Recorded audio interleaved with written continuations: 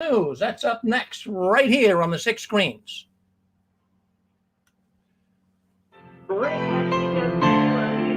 You're on the 6 Screens Telenetwork, earning the reputation of giving all the right ingredients, uninhibited, in exposing the hard, cold facts about the Watchtower Society.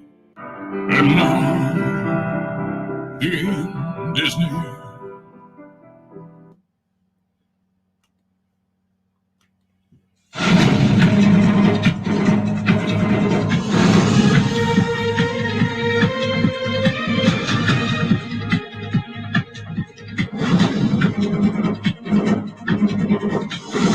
Well, here it is, another rockin' awesome Saturday night. Well, it's November 27, 2021, and we are counting down the last days of the Watchtower.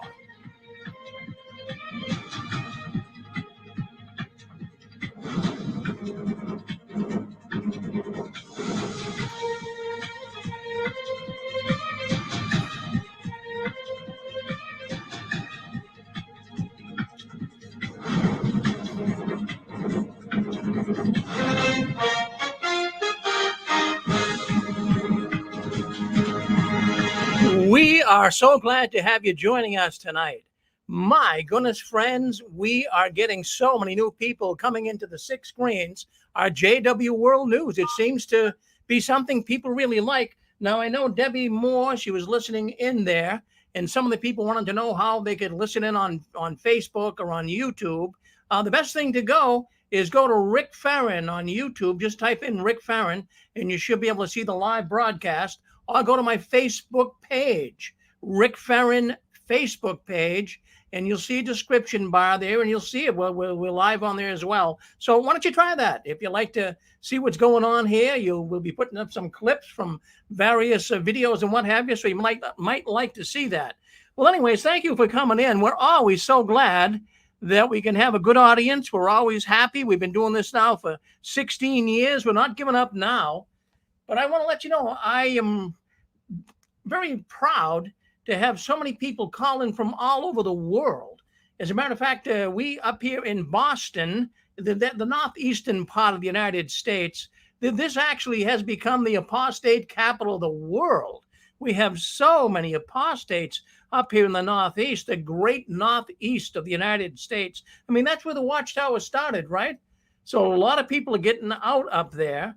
And I really have to say that this is where the Watchtower started, and this is where it ends. And, you know, the Barnum and Bailey Circus, they don't do that anymore. But I have to tell you, the greatest show on earth is now replaced by the Jehovah's Witnesses. They are the greatest show on earth. So thank you for coming in. Thank you for being with us. And we're going to give you some news stories here tonight. I think you'll be fascinated. I really, really do. We've been milling over what's going on in the world of the witnesses lately, and man, it's very schizophrenic. These guys are really juggling things around. They're trying to do everything they can to stop the big hemorrhage. There's a big hemorrhage going on right now. So many people are leaving. So anyways, let's start off here. Like I say, this is my favorite night of the week. This is when I get to have you guys all come in. I'm going to mute some people here. We've got a lot of people still hanging around on the telephone lines here. We're going to mute them right now. So we can do that, and then we'll have a nice clear line where we can take care of business. Well, I want to thank you again for coming in, and happy Thanksgiving. Happy Thanksgiving. Well, what was Thanksgiving like for you this time around? I've been getting a lot of reports coming to the 6 screens. People have been emailing me. They've been messaging me on Facebook and telling me what they did for Thanksgiving. So happy Thanksgiving to all of you ex-witnesses. And I'm really kind of concerned about Thanksgiving because, you know, there really isn't any biblical evidence that witnesses shouldn't celebrate it. It's nuts. And so I kind of celebrated. I had turkey. I had turkey dinner, Susan and I, my wife, and nothing happened. I didn't see any lightning from heaven. I didn't see anything at all that was going to destroy me. I didn't see any hailstones heading for my house.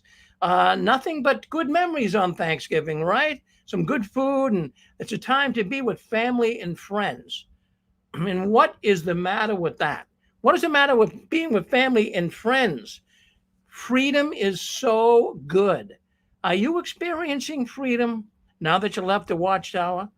It felt so nice to be able to sit down and eat a piece of turkey on Thanksgiving without having a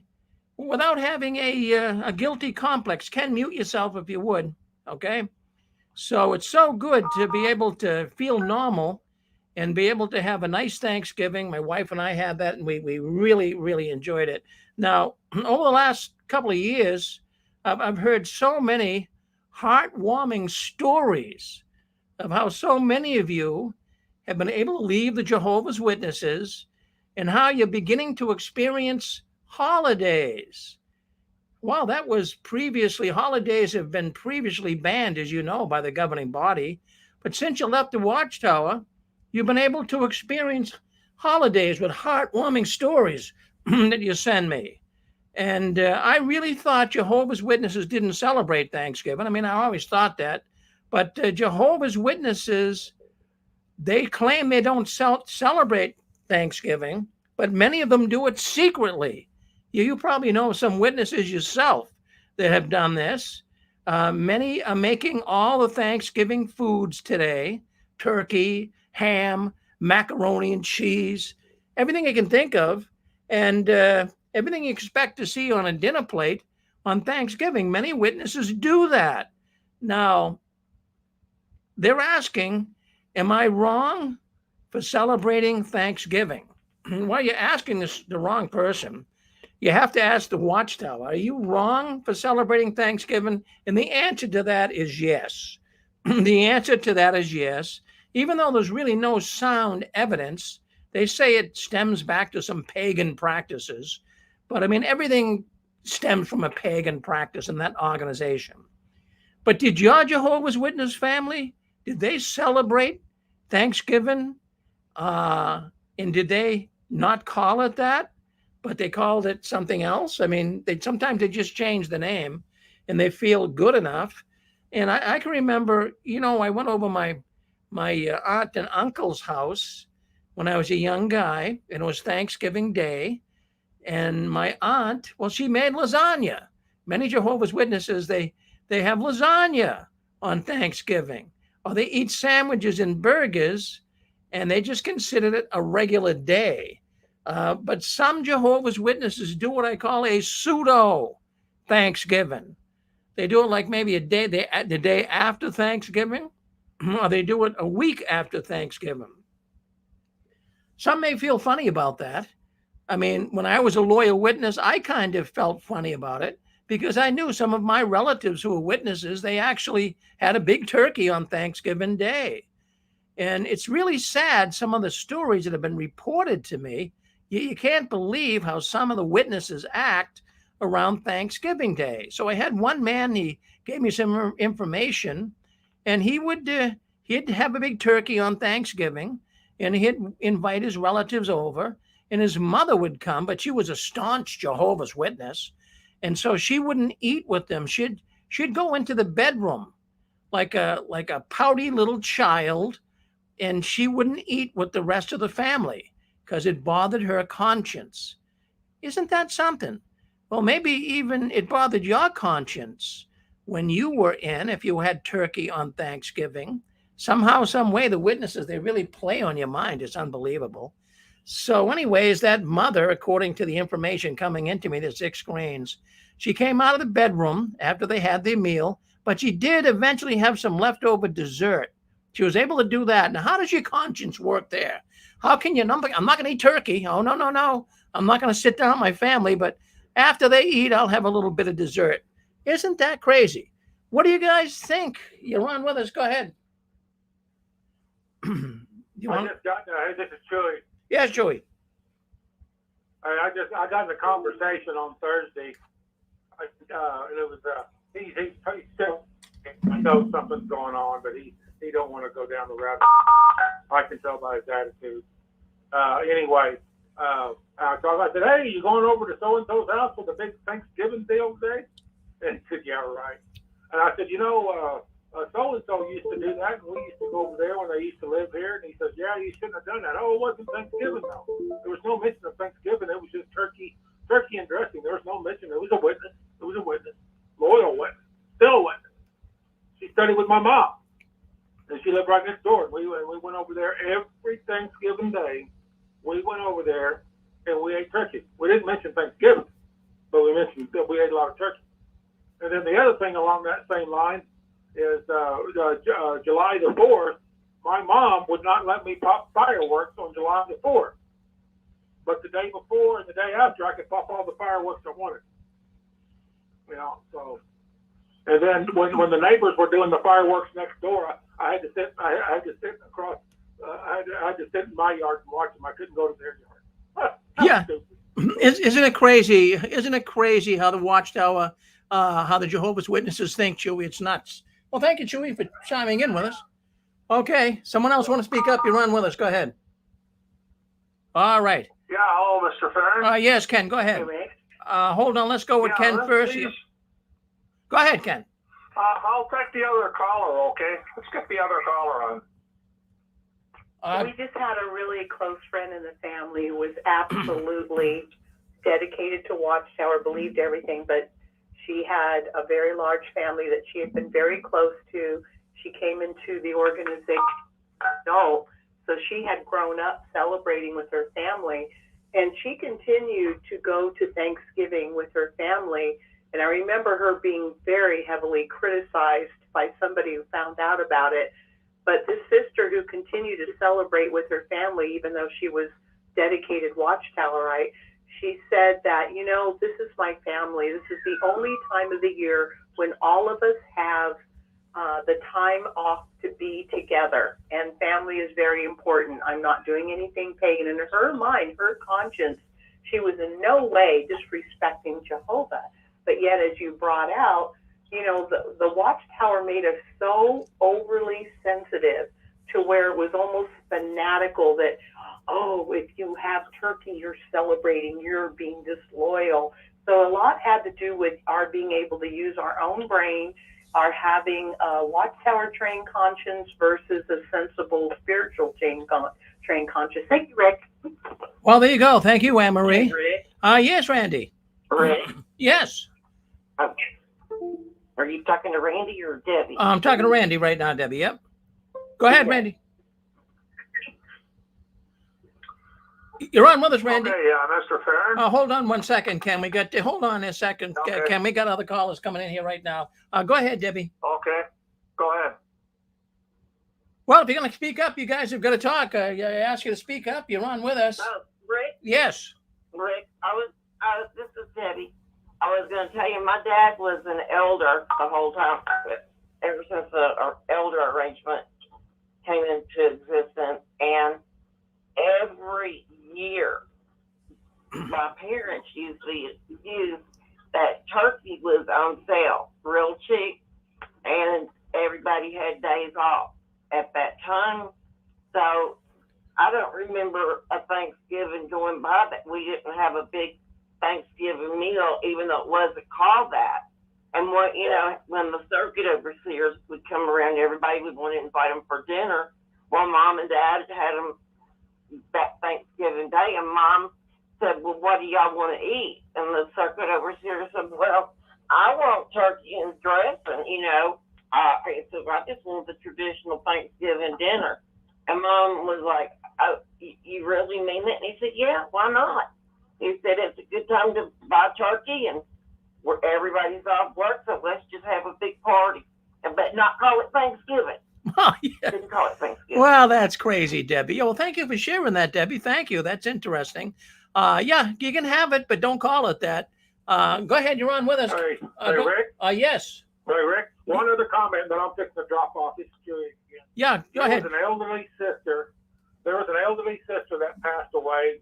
She studied, her and my mom were just like bread and butter, And anyway, she passed away here about 6 months ago. But anyway, about a month before, right when John Cedars or Lloyd Evans came out with that cupcake video, she had her birthday. and the family came over. She ate a cupcake from that party. They didn't have the party over there. They had the party in another deal. And she pioneered for years, but she had one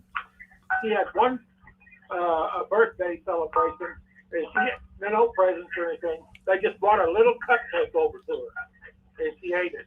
And her daughter said, it was just a cupcake. And then right after that, the society come out with a deal on they had that Caleb and Sophia video on the cupcake deal. So I just thought that was funny. Yeah, it's unbelievable what goes on in the mind of a witness. We've got Colorado coming in. Go ahead, Colorado. Hey, Rick, how are things going? Going good, yes. Yeah, I just wanted to share kind of an interesting experience that happened to me today at work. See what your thoughts are. I got a task to start an IV and blood draw, and when I went in the room, it was a fellow elder that I used to serve with, and of course I'm excommunicated now, but his daughter needed an IV and blood draw, and so I come in with my stuff and my computer and getting ready to start everything, and he ran out of the room, and so the church nurse comes in the room and asked me to leave the room. And I said, what's going on? And she said, he doesn't want you starting the IV and blood draw. And she knows the situation about shunning. And she said, I'm so sorry but I'm going to have to go in and do that. So, it's really sad. Shunning is one thing, but when you have a daughter that needs lab work, blood cultures, blood draw, and you tell somebody that's disfellowshipped that they can't do it, it's really sad. How far does shunning go? Yeah, well, I mean, it goes a long way. So basically, you felt like you were being shunned, obviously. Well, yeah, and my point is, I'm a professional. I've been, working in the medical field for 18 years. I was there to help his daughter. I wasn't there to share anything negative. I was there to help his daughter, and he ran out of the room and called my supervisor and said he didn't want me in the room. So, if I was a father, I want the best person in there to take care of my daughter. Doesn't matter what their background is. So I just thought I'd share that with the group today.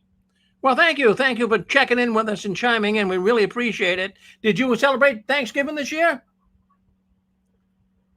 At work. All right. Yeah, well, I know. We rotate holidays, but they fed us, and I had a good time.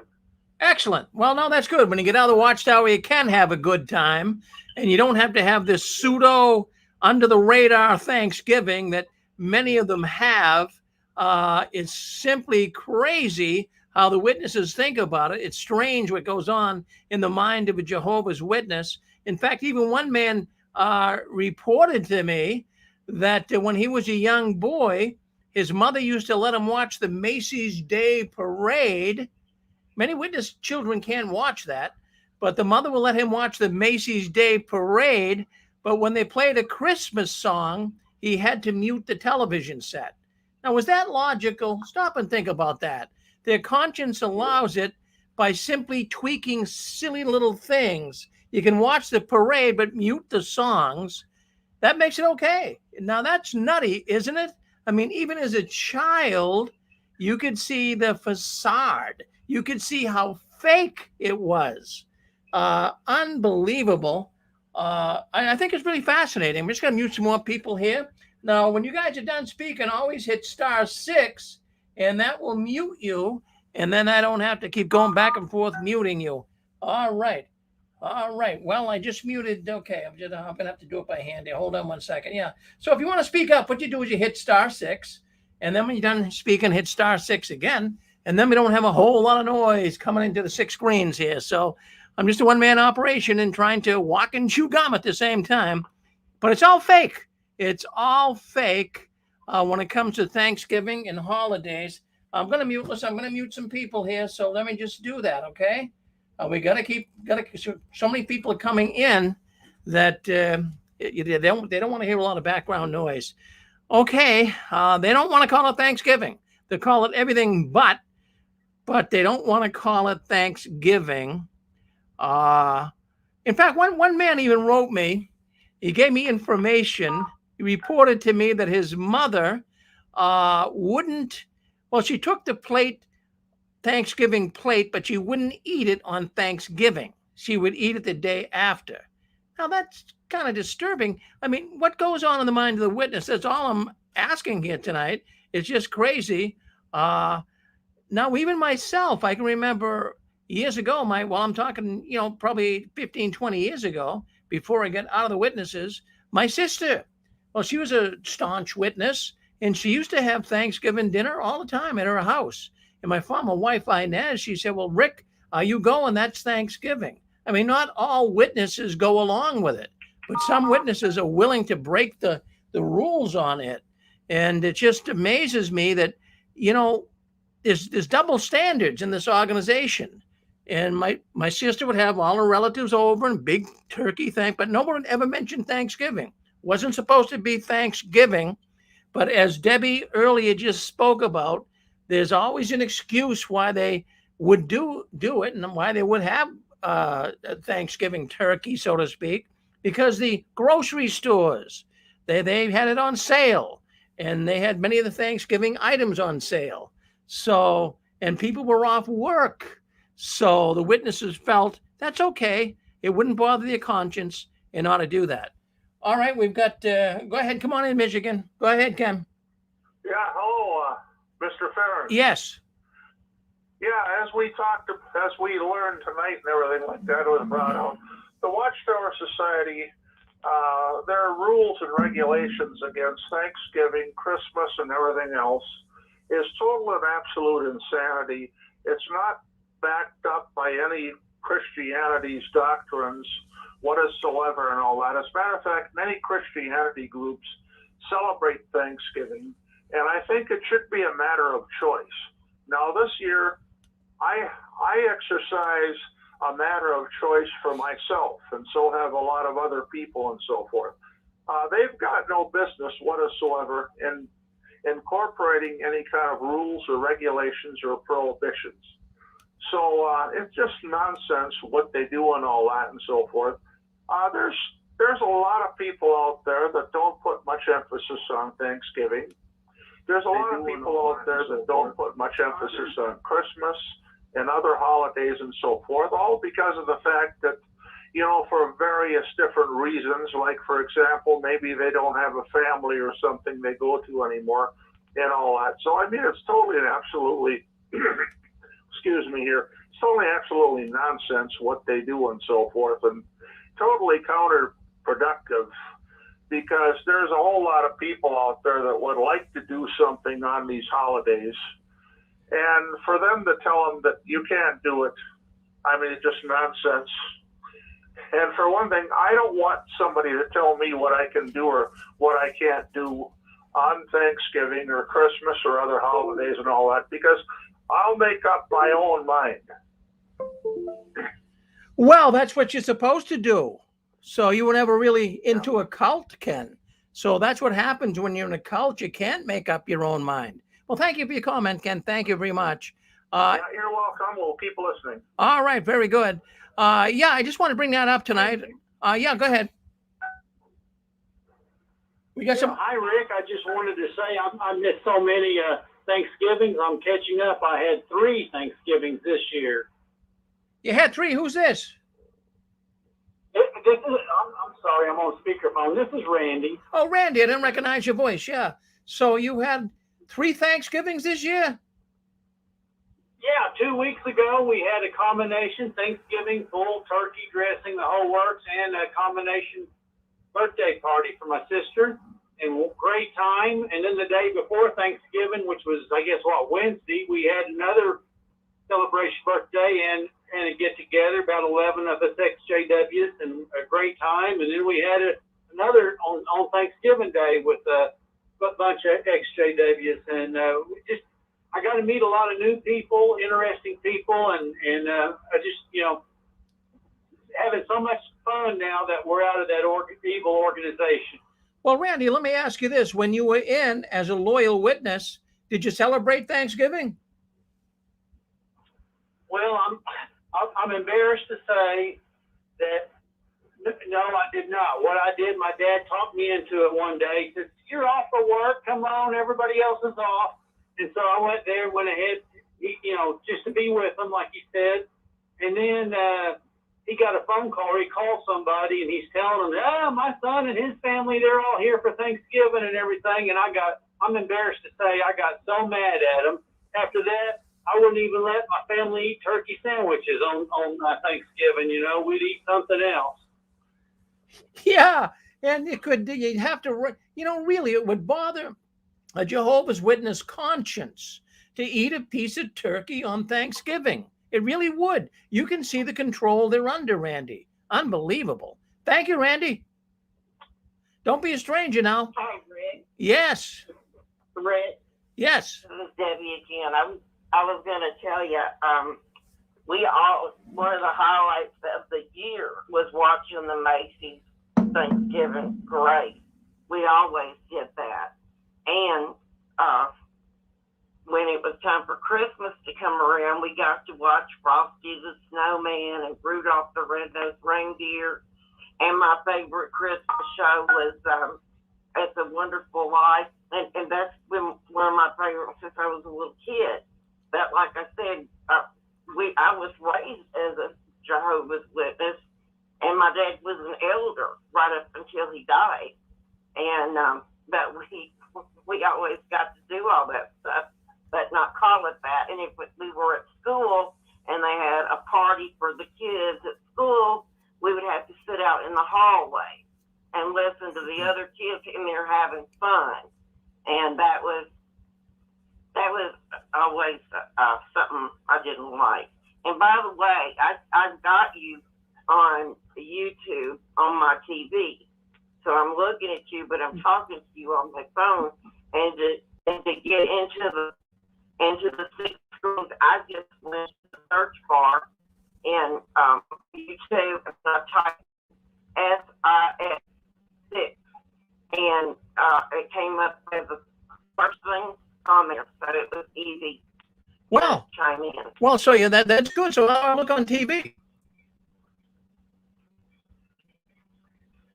Right there. I'm here, yeah. So I look on TV. Look like an apostate or what? Well, we don't know. It's okay. He's coming back. All right. That's a good point about being YouTube. It's so easy now to be part of the show. Can you hear me? Well, I think I might have gone off here. I'm not sure. Everybody still there? Are you there, Anne-Marie? Me. Okay, somehow I got kicked off. I'm going to come back on. Stay with YouTube. All right, stay with us. We're going to go back on. We got to shut this. Sounds very good.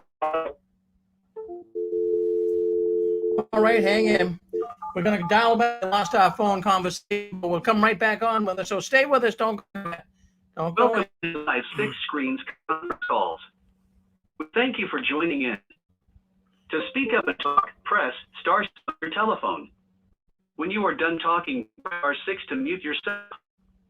Remember, you are unmuted. Your phone is a microphone and picks up on all noises in the background. We hope you enjoy the programs tonight. You will now be placed in conference. Muted. The recording has started. Messed up also. Yeah, well, I'm sure it's a problem with connection. Rick doesn't really Okay, can you hear me now, Anne-Marie?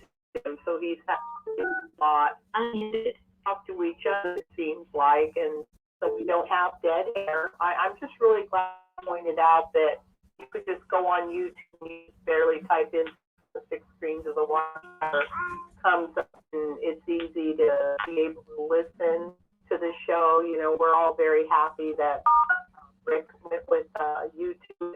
We felt a lot of people enjoy being able to listen live on YouTube, and then later we go back on YouTube and type in 6 screens and we can listen to different shows. It's such a great gift. Well, I think I'm back, Anne Marie. Can you hear me now, Anne Marie? We hear you just fine. All right. Yeah, right. What happened? I got cut off here. Evidently, lots of callers are coming through tonight. I think they jammed my phone lines up. But thank you, Anne Marie, for hanging in here with us. Thank you, Rick. Okay. Thank you, Anne Marie. Okay. We got anyone else want to speak up before we move to the next story? You want to talk about Thanksgiving, or let's hear it? You're on with us. Hello, Rick. Yes. Hi, Rick. Yes. Hi, it's Constance. Hi, Rick. Hi, everybody. You know, I just wanted to say, you know, I was not born and raised in the organization. So, you know, my mom always had Thanksgiving dinner and she always had Christmas dinner. And, you know, Rick, whether somebody's a witness or not, you know, the holidays are a wonderful time for friends and family to get together. And for many people, you know, they're just so busy. I mean, things have sort of slowed down with COVID, but they're starting to pick up. But for the most part, you know, people are really busy with their lives. You know, they're working really hard. They're taking care of their homes. They're taking care of their families. And it's time that they do have off or vacation days from work. And people love to get together. I mean, it's a really wonderful time. And I think it's sad how Watchtower has to, you know, make it like an ugly thing when it's not. Because, you know, Rick, the thing that really matters in life is getting together with the people that you really love and care about, whether they're family or they're friends or they're friends who have become your family now. You know, making all those memories is really what life's all about. So I just wanted to share that with people. You know, it doesn't have to be Watchtower's spin on what Thanksgiving is. I mean, we should be thankful and grateful for everything we've had. I mean, if you've ever spent ICU with a loved one any time of the year, but especially around the holidays, you know, you really appreciate just being able to be alive and healthy and to gather with people that you really love and care about and enjoy a wonderful meal. So it's a great experience. Thank you, Rick. Well, no, that is an excellent comment, Constance. And really, that is what is more important in life than being with the ones you love, your family, your friends. If someone can step forward and tell me what's more important in life, that is something to be very thankful for. And the Jehovah's Witnesses, the Watchtower organization, they can just so flagrantly come in and say, nope, don't do that. You can't be with your friends and relatives. That is disgusting. And I remember on Thanksgiving Day, I used to take the lead. When I was one of Jehovah's Witnesses, somehow, some way, I got bamboozled into always seeming to take the lead, take the people out on field service on Thanksgiving Day. And one day I remember we were going through the daily text, and there was a young witness girl, a woman. She was probably about 35 at the time, perhaps. And she started crying when I was reading the text. And I says, well, today is, you know, the worldly day of Thanksgiving. And she started crying. We had about 25 people out, and it just wasn't like sniffling. It was bald-faced tears. And she was crying. I says, Sister Susie, what's the matter with you? Are you okay? She says, Rick, she says, this was such a wonderful day. And my memories go back. Now, this is a witness she's telling the whole group this out in service. She says that this was such a wonderful day. My family would get together. My mother would make a big meal, and all my relatives and friends would come over and be with us. And I'm thinking about it. I'm so sad. Boy, talk about bringing up memories. There's a lot of witnesses, I'm telling you, that they remember what it was like when they were kids, and they are leaving right now. I would be willing to say that this Thanksgiving, thousands of Jehovah's Witnesses left because they said enough is enough. That's foolish. All right. You're on with us. Well, you know, Rick, Rick, I'd like to just say something briefly on that if I could. Am Sure. I still on? Yeah, you're still on. Yep. Yeah. Okay, dear. I was just going to say what I'd like to just share with people is, you know, we don't have any control over our lives in a lot of ways, meaning, you know, you can have a loved one that's here today and they can pass away suddenly.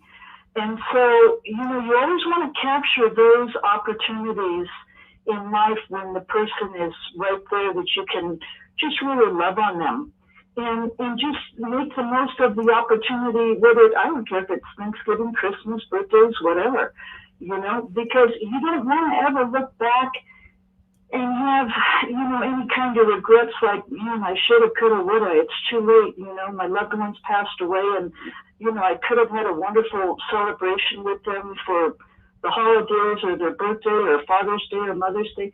Don't do that woulda, shoulda, coulda because of Watchtower. Don't. Because life is really about loving people, spending time with people, and just really loving on them and enjoying that opportunity that's absolutely priceless. All the money in the world can never even come close to that opportunity of the time you have together. Well, thank you, Rick. that is a gold star comment, really. That is so important. That's a gold star comment. Love people while they're here with us. Go with Dan in Colorado. Hey there, Rick. I just wanted to chime in with what Constance said. It broke my heart to live through so many Thanksgivings and watching the neighbors get together, smile, hug, embrace, watch football, watch the parade. Now, my grandma would have it either a day before or a day after, or sometimes she just said, hell with it, come on over. And we were so glad. There was so much love. There was so much. And like Constance said, as we get older, sometimes we move further away. So the opportunities that we had to love each other well and to look in each other's eyes and to embrace each other. And just at one time a year, it seems like the witnesses, everything that's a love fest, they kill. They kill birthdays. They kill Christmas. I remember, Rick, I'd be walking through the neighborhood and a lady or a guy had a big horn on the top of their house. And at Christmas, they would play Christmas music. And I'd be walking around crying. And I'd say, that's so beautiful. And I'd look at the lights and I'd see the people in the mall. And the people in the mall had gifts. And they couldn't wait to give those gifts to somebody so that they could feel that interchange of love and giving and receiving. And all that was stolen from us. 40 years I watched Love Fest that I wasn't able to participate in. I had to observe it.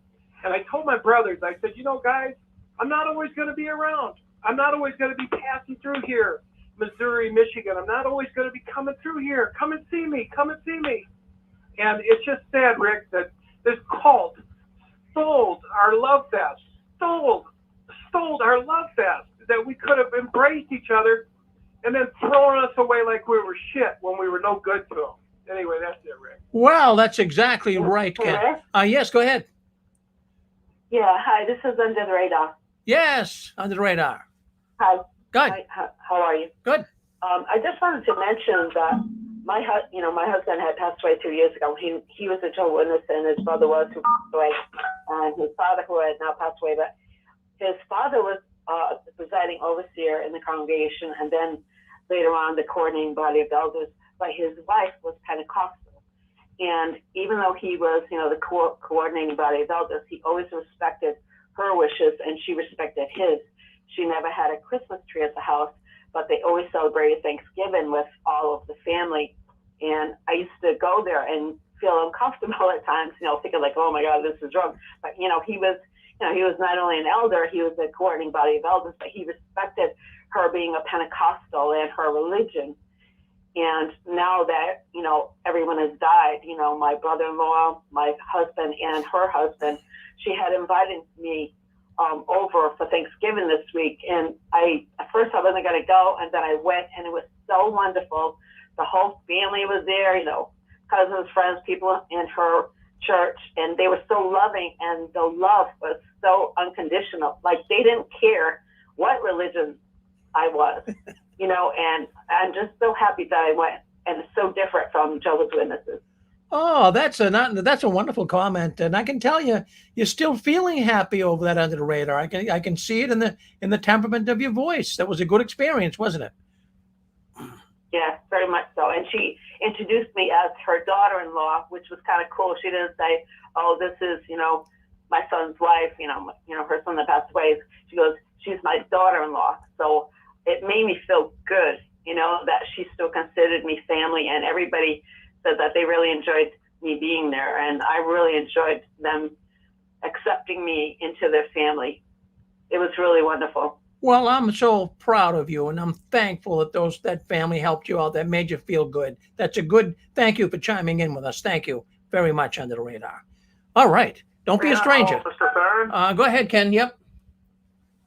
Yeah, I just want to comment on the fact that the Watchtower Society says we're in the wrong of celebrating Thanksgiving.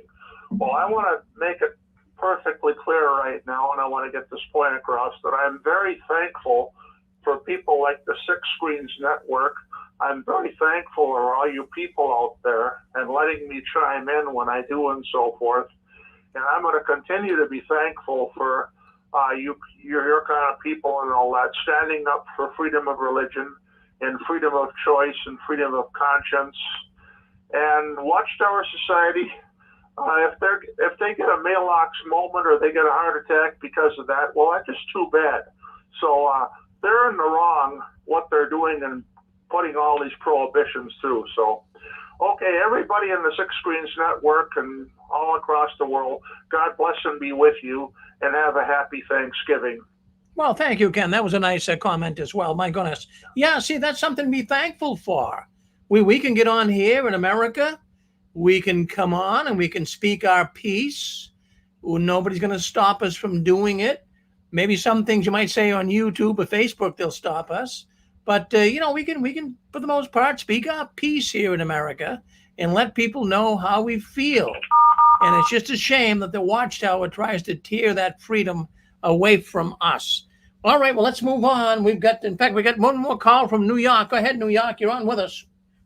Yeah, Rick, I was just going to say the unbelieving mate back in the day when I was growing up before my father was baptized, they told the wives that had unbelieving mates to fix the meal for your spouse. So when I was growing up as a child, either my mother fixed it or we went to godparents' house or something like that.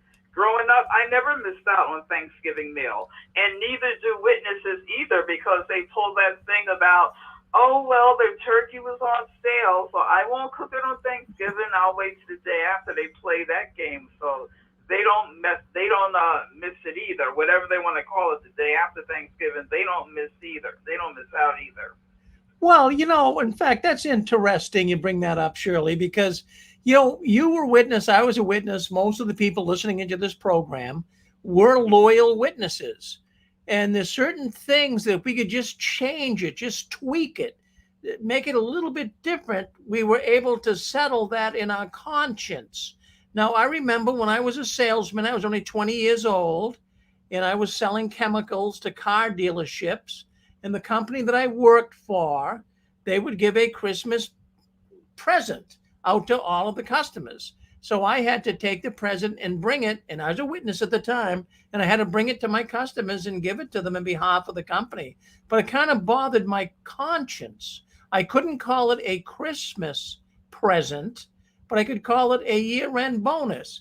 How is it that my conscience, I am still trying to gather these thoughts and see how my mind was thinking. It's not rational. How is it I could feel it was all right to give a year-end bonus, but I couldn't give it as a Christmas bonus? It's the same thing with Thanksgiving. You have a Thanksgiving meal, but just call it something different. Call it Family Day.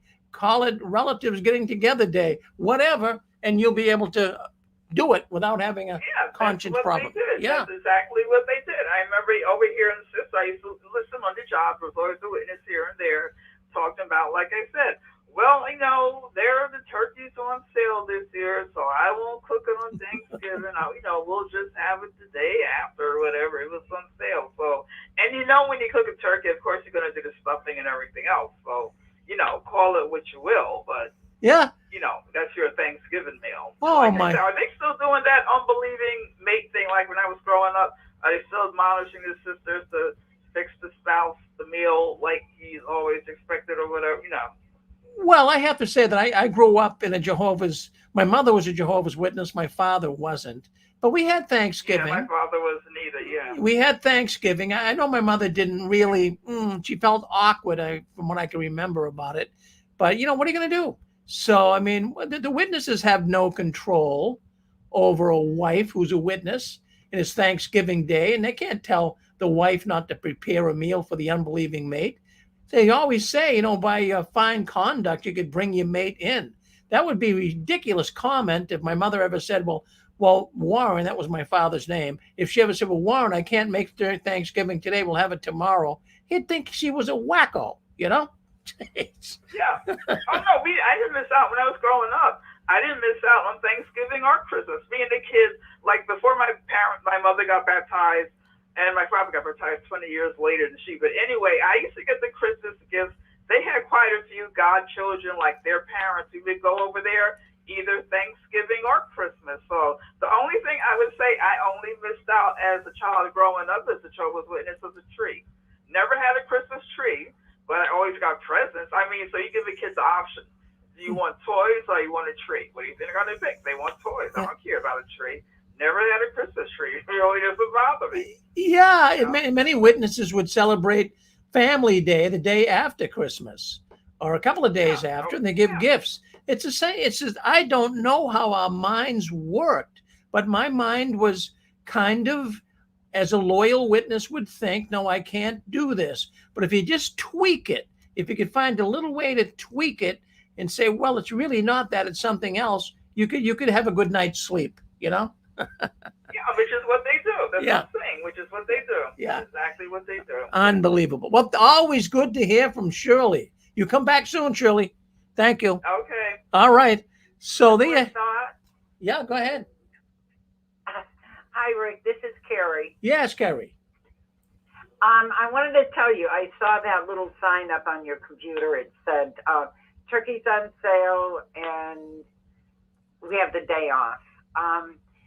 Some time ago, back early 70s, I had stopped in to see our presiding overseer, which I did a lot, and it happened to be on Thanksgiving. So I got up to the house, and there was a lot of people in there. So I excused myself. I said, "Oh, I didn't know you're having dinner." And he said, well, turkey was on sale, and we all have day off, so we're all getting together and enjoying a meal together. Exactly, just like I said. Yeah, exactly. Yeah, Shirley.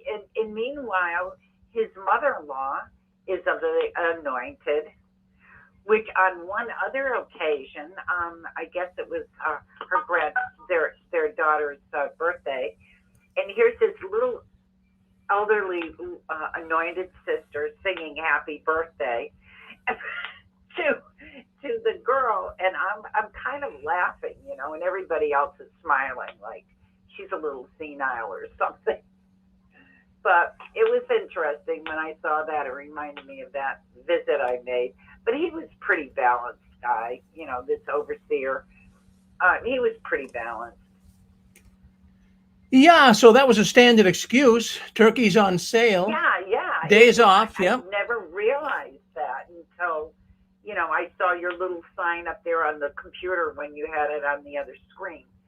And I'm looking at it, and I went, "Oh my! I've heard that one before." Oh, it's so. What I find so fascinating, Carrie, is you were a witness. I'm a witness. Most of the people listening to this program are witnesses.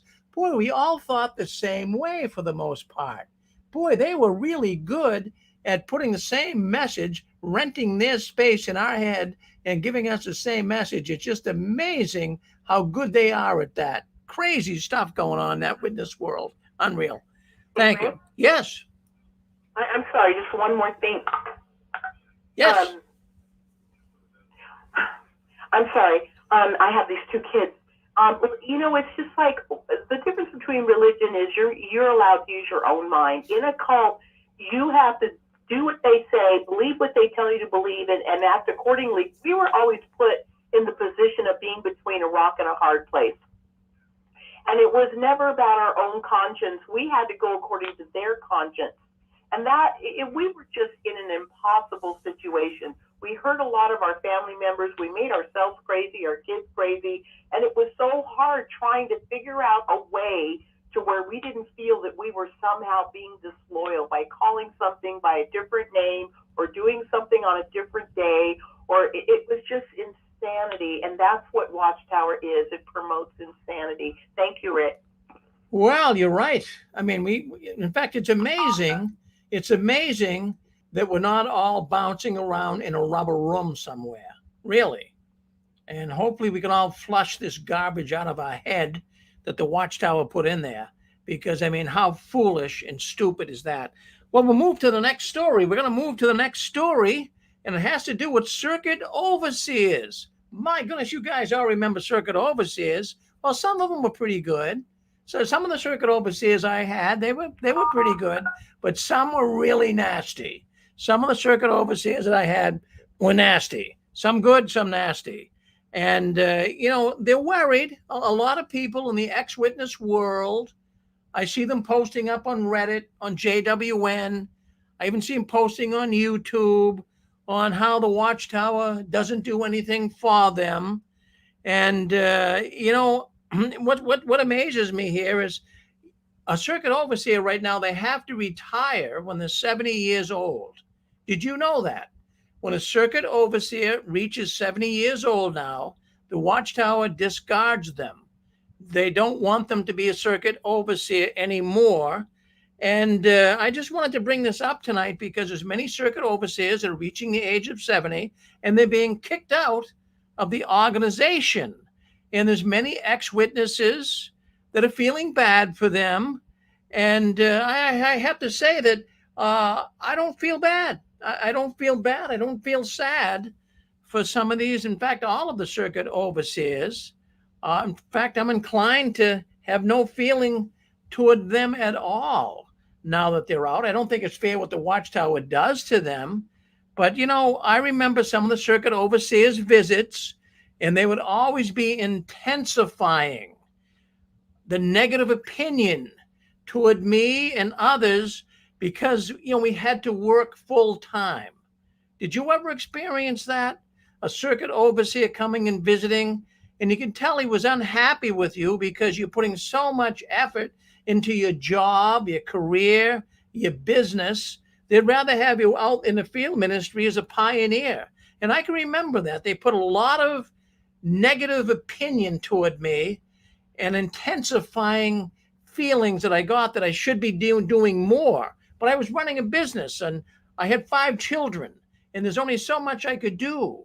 And I was even removed as a ministerial servant at one point because I wasn't getting enough time in, because I had 5 children, I had a business to run, and I could only get, 3, 4, 5 hours in a month, but they wanted me to get 10. I couldn't do it. I could only do so much. These circuit overseers, they had no concept of what it was like to live in the real world and have to pay bills. They didn't. Many of these circuit overseers, they got what we call the green handshake, right? Oh, yes. As a matter of fact, in some cases, it's reported to me here at the 6 Screens that the circuit overseer or their wife would actually go up and have an empty envelope and pass it on to the brothers, hoping they'd put something in it. Now, that never happened in my congregation. At least I never saw it. But I know the green handshake was alive and well. Shake hands is a $20 bill in your pocket. So, I'm saying that I have no feeling for the circuit overseers. They always seem to be pressure on you. They'd remove you as a servant in a heartbeat if you weren't doing more for Jehovah. And, they'd always make stupid remarks about materialism. Oh, well, he's too materialistic. He can't go out more because he's spending too much time in his business. I heard that a lot. So this idea of people feeling sorry for the circuit overseers, I don't feel sorry one bit. Their low living standards after retiring the circuit work is their own fault. If they're retired and they had to leave the circuit, it's their own fault. And isn't there a scripture? Didn't the Watchtower always talk about counting the cost before embarking on some action or another? Well, these circuit overseers, they should have counted the cost before becoming a circuit overseer. Otherwise, they are reaping what they sowed. Really, that scripture is in Luke 14:25 to 33. You want me to read it to you? We usually don't read scriptures here on the 6 Screens. But I mean, the witnesses used to push this on us all the time. Did the circuit overseers count the cost of, well, I'll read it to you. If someone comes to me, this is Jesus speaking. If someone comes to me and does not hate father and mother, wife and children, brothers and sisters, yes, their own life, a person cannot be my disciple.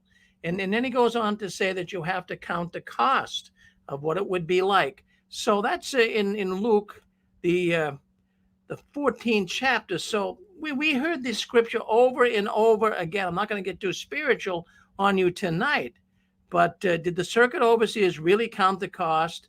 And I got information here too that's been revealed to me that one person told me they had a good friend. Now, I want you to listen closely to this. He had a good friend, one particular person here, who was the circuit overseer for 40 years. And he had to leave because he's turning 70 years old right now. The Watchtower doesn't want you to be a circuit overseer over 70 years old.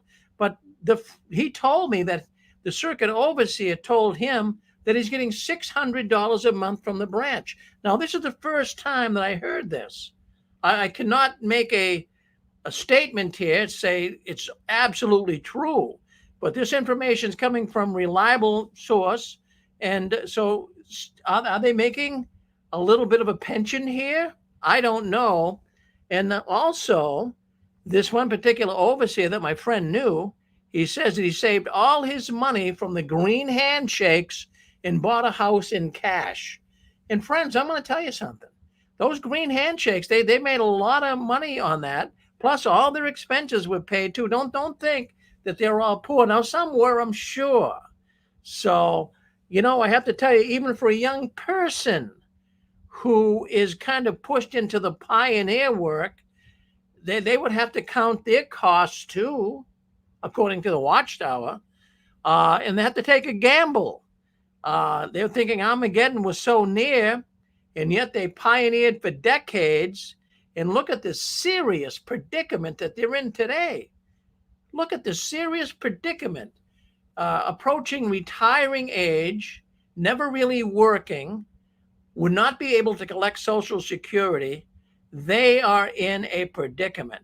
And almost all of those older Jehovah's Witnesses that we knew in the congregations that were cheering all these young ones on, be a pioneer, cheering the circuit overseers on, oh, we love you guys, thank you for being a full-time servant. Where are all these old ones now? They're all gone. They're not around anymore to cheer them on. And now they're left out the pasture without any money. You're on with us. Go ahead. Yeah, Rick, I wanted to make a comment regarding whether it be the Bethelites that were laid off, the district overseers that were laid off, and now you're talking about circuit overseers that when they hit 70, they're put out to pasture. Well, here's something that is very interesting. In the Elder Shepherd the Flock of God book, if a man refused to take care of his family, well, we're not talking about a man that's laid off, but if a man refused to provide for his family, he could be disfellowshipped. That was a disfellowshippable offense.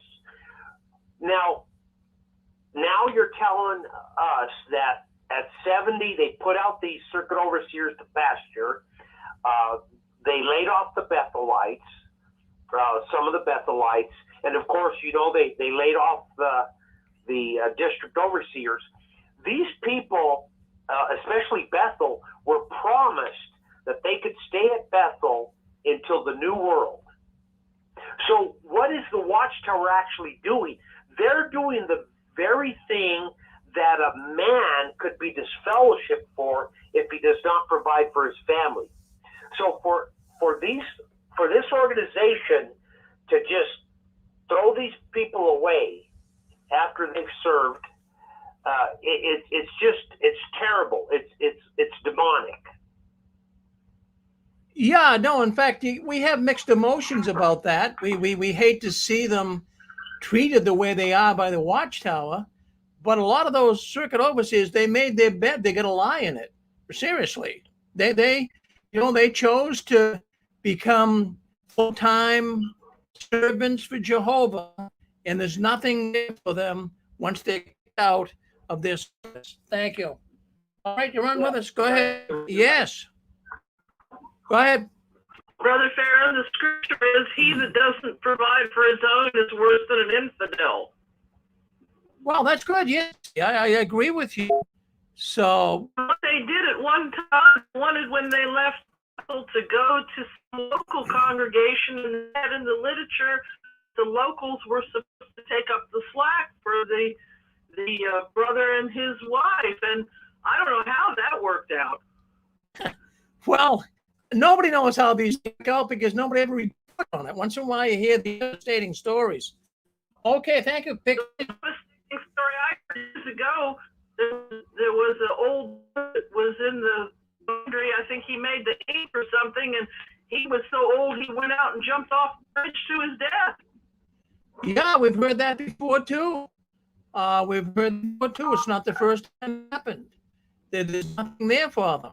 As a matter of fact, there's a YouTube video. His name is Marcus Vaughn, and he was a Bethelite. And one day they called him up on him, and they wanted him to leave. They didn't give him any. No, you have to leave today. And some brothers took all of his belongings, put it out on the sidewalk, and said, "You got to go today." He didn't know why that was happening, so he went down to the commissary, bought a sandwich and a Coke, and he could charge it to the Watchtower. So it's $2.75. And after he left, they charged him. They sent him a bill for $2.75, if you can believe that. Oh, it's unbelievable what they do to these people. Thank you, Pixie. All right. Yeah, go ahead. You're on with us. Yeah, Rick, I just wanted to say I remember distinctly hearing one circuit overseer meeting with the ministerial servants and the body of elders. He was so unhappy with their productivity. He said, next time I come around, if it's not improved, heads are going to roll. And then when he did come around the next time, heads did roll. And he said, I told you they was going to roll. Well, that's why, I have mixed emotions about circuit overseers. Some of them were pretty good. Some of them were nasty, very controlling. But, I'm thinking about these retired circuit overseers. It's really, not a surprise to me the way the Jehovah's Witness organization handles them when they leave. Now they're saying that the circuit overseers should be taken care of by the congregations that they're going back to. So, they're throwing these ones out of the organization and let someone else take care of you. So that's my thoughts on all of this. Go ahead. You with us? If you have some comments, go ahead. What do you want to say about circuit overseers? Go ahead. Hi, Rick. Yes, Constance. Rick, I was going to say, I think that circuit overseer that you mentioned earlier, Rick, I think he was a little bit jealous of you, because he didn't live in the real world as far as, having a large family, or even some of them have families, but not very many of the CEOs did. And, having a business and taking care of all the responsibilities. I mean, they're very insular. They're in their own little bubble of a world where the organization or the brothers and sisters in the congregation are taking care of them. What I wanted to say is there's a circuit overseer. He's left. He's not too far from me. But anyway, he was never disfellowshipped or VA'd. He just was able to sort of sneak out the back door. But anyway, he's a great guy. I won't mention his name, but he has been on your show before. And he was a pretty smart cookie, and he went to law school and became an attorney, and he's a district attorney today. Well, now he's in his 80s, Rick, and he's still working. And the reason why he's having to work is because he was in the organization for many years and had been a CEO for quite a few. So anyway, I find the story very interesting, how those green handshakes that one CEO used it to be able to buy himself a home. But, for the most part, for us listening into this story, You know, they didn't live in the real world. They just, even the governing body members are the same thing. They have everything taken care of, and they're not having to bust their butts to go to work and pay a mortgage and support their kids and everything else that goes along with it. So thank you, Rick. Well, no, you're welcome. In fact, I had more sure stories to share with. I had a lot of people giving me information about circuit overseers. And even there was one circuit overseer and his wife that, you know, they reached retirement age, 70 years old, and they had to leave the Watchtower. But the poor people were stone cold broke. You know, a few of the people in the local congregation were helping them, but they were living in an old mobile home, and it was terrible. The rugs were all torn up and bad. The electrical system wasn't right. They'd have to run extension cords from one outlet to around the house because the electrical system was wrong in the mobile home, and they were living like real paupers. And, you know, after putting all this time in for the Watchtower. So one brother was telling me today, as a matter of fact, that he actually worked, you know, he felt sorry for the circuit overseer. He went over and he was a handyman. He fixed their electrical, and they were trying to, you know, clean the rugs and get them looking good because they had some company coming. So the circuit overseer and his wife were all upset that the house looked so bad, and they felt so embarrassed about having people come. So this one man mentioned that what he did is he went over and he put a brand new rugs in the house and then mobile home for the circuit overseer. He felt bad for them. But that's how a lot of them are living today. Substandard living. After putting all of this time in for the Watchtower, and they get diddly squat. So I wanted to mention that today. All right. So anyways, let's move on. We got more stories to talk about here on JW World News. That's the news the Watchtower doesn't want you talking about, but we're talking about it now. I want to also mention that we have a really good program coming up tonight on Heart to Heart. You do not want to miss this program. Dan and Angela Clark coming up at 9:30 tonight, right here on the 6 Screens Telenetwork. They have got a woman coming on. She appeared in the Leah Remini's special. You'll want to watch this program tonight. Her name is Shannon, and she has a lot to say about her trek in the Watchtower. 9:30 tonight. And then after that, we have After the Storm. We have our good friend DeLon and Gail. They'll be coming on. They got an interesting guest. You'll want to hear that program as well. And then Pasta Babe. She comes on at, around midnight tonight, somewhere in that area. She'll be coming on with a healing after the Watchtower. That's all going on. Now, if you guys want to listen to some of these programs, we don't do, the only program on YouTube right now is JW World News. That's what you're watching. But if you want to listen into some of these other programs, if you go to the description bar on Facebook, look below, or even on YouTube, it'll show you how you can listen in to these other programs from our video suite or through our telephone line. So why don't you check that out, because this is not the only, we have right now, we have 15, 17 programs on the 6 Screens. And these are all former Jehovah's Witnesses who do these programs, and we tip our hat to them all. They do a marvelous job, and they spend a lot of time putting these programs together. So we'll go all night long. This is just one of the programs we have on 6 Screens, the 6 Screens Telenetwork, we call it. But JW World News is just one of the programs. So why don't you check some of the other programs out? I think you'll find them very, very interesting. All right. Well, we have got here a worldly newspaper praising the Jehovah's Witness campaign. Now, we've been talking about this for the last couple of months here. All of a sudden, the Jehovah's Witnesses, the Watchtower organization, they are going crazy trying to put propaganda out. They have newspaper articles. They're going to some of these local news media stations, and they're bringing all this propaganda out. And I wouldn't even be surprised if they're paying for some of this, friends. I really mean it. Now, the article reads, well, let me see if I can't put the picture up here for you. If you're on YouTube, I think I can put it up. So let's see if I can share the picture with you. And let me see what we do. I'm going to share the screen. Give me a second here. And just give me a second. I'll share the screen with you. And here we got a newspaper here. Let's see what comes up. Yeah, let's see if we can bring it up. Here it is right here. All right, I'm going to share it right now. Okay, I think you can see it. There's a newspaper. Look at that. Okay, there's a newspaper.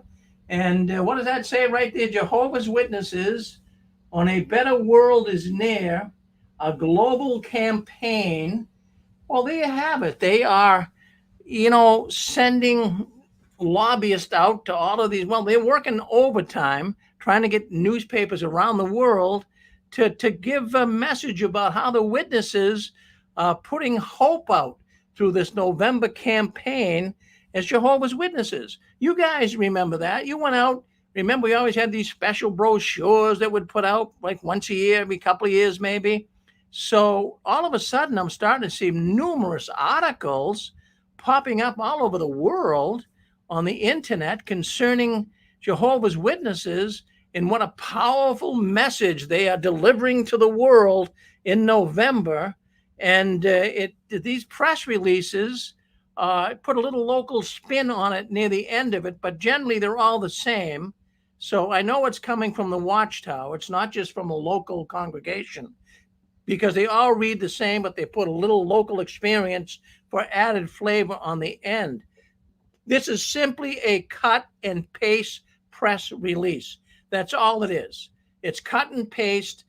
Send it to the station.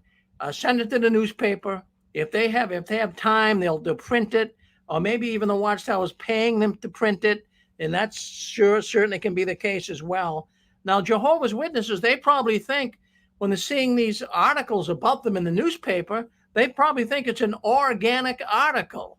In other words, wow, this is something that, the press picked up on because we're so wonderful. We're so great to deliver this worldwide message. No, it's not an organic article. It's a piece. It's a puff piece. It's a piece that was given to them. And like I say, more than likely they paid for it. Organizations do these kind of things. They circulate messages through newspaper outlets around the nation. It's a propaganda technique. That's what it is. It's a way to get your propaganda out. And in this particular article, as you guys can see right there, it's a propaganda piece. They send a letter to the news publications, and they talk about how wonderful, how great they are. But, why don't they send a letter to the news? Well, why don't all of us send a letter to the news publications and tell the news publications, in this particular case, the newspapers, why don't we tell them to watch some of these documentaries on say, like the Crusaders from the Vice Network? Remember that one a few months ago? How about Jehovah's Witnesses on ABC News and the Leah Remedy and all of these Oxygen, the network programs that they had all about the Jehovah's Witnesses? Why don't they share that? All right, but here they are. The newspapers are so willing to spread the word on how wonderful Jehovah's Witnesses are. It just constantly amazes me how people in these news media outlets just can take this stuff and just not even look the witnesses up. If they looked the witnesses up online, they'd see how evil and how debased they are. David Splane. Well, I got to bring him in here. He's a governing body member. And remember, just about a month or so ago, he was saying that, don't believe everything you hear by the newspapers. Don't believe what the reporters are saying. They can't be trusted and they have to sell papers. Well, how can you have it both ways? He's telling people not to believe in the newspaper reports, but boy, the witnesses are sucking this up when they see some propaganda piece in the papers. And you remember Garrett Loesch? I'm going to put Garrett up here. And he was on a broadcast not too long ago. And I want to bring him in here. I'm going to put it up so you guys can see it. Just give me a second here.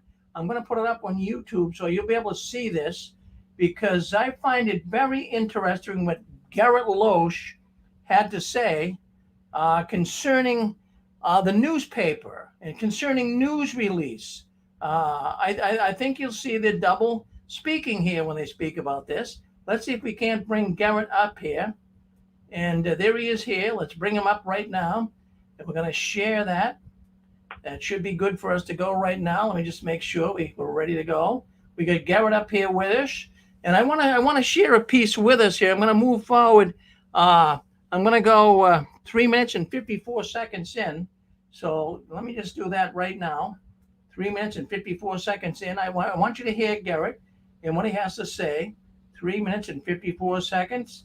Right about, let's start right about here. Let's listen in. Their money were in for a disappointment when they learned that everything was lost.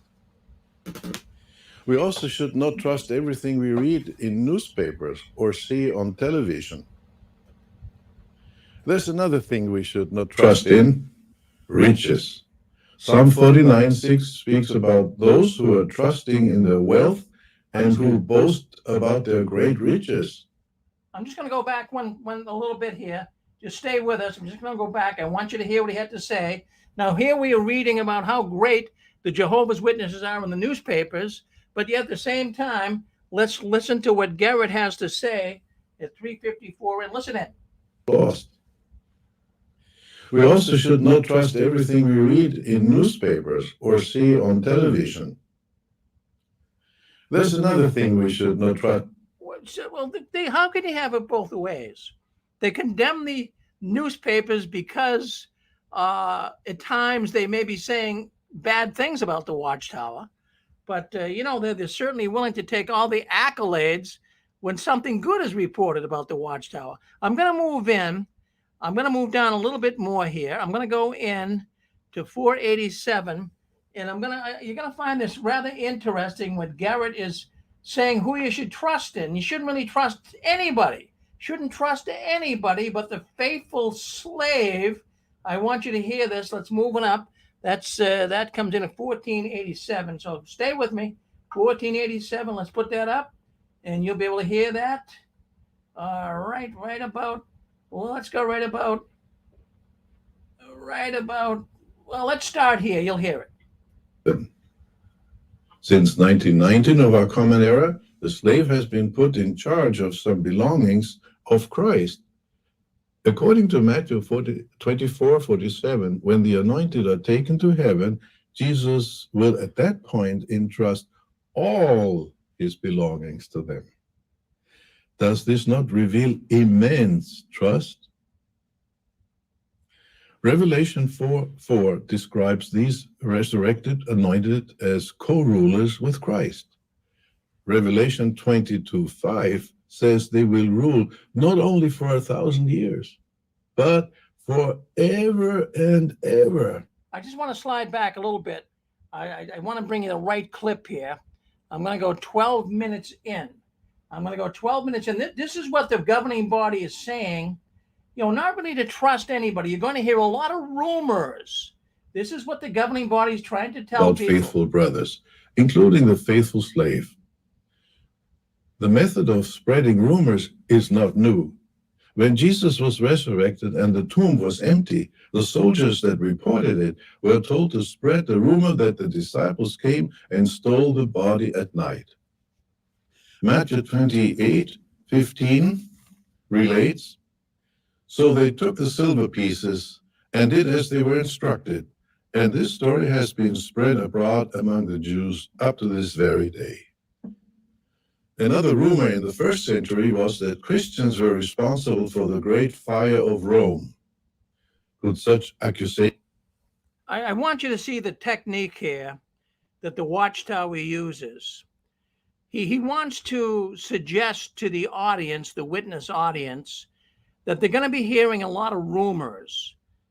But before he really comes out and says anything specific, he wants to tell you that this has happened in biblical times. He wants to tie biblical times into rumors back then and rumors today that you're going to hear about the faithful and discreet slave.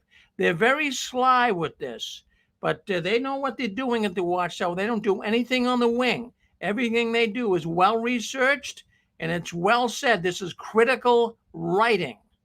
Garrett Loesch is writing it, is repeating information that was given to him on what to say and how to say it. They know right now that the governing body is under a lot of scrutiny. They are under a lot of pressure. And very, very soon, many of them may even be called into court. There is summons out right now by the Zalkin law firm to bring these guys into court. Now, Garrett Loesch, there he is right there. You can see him on YouTube. And I'm going to tell you right now about Garrett.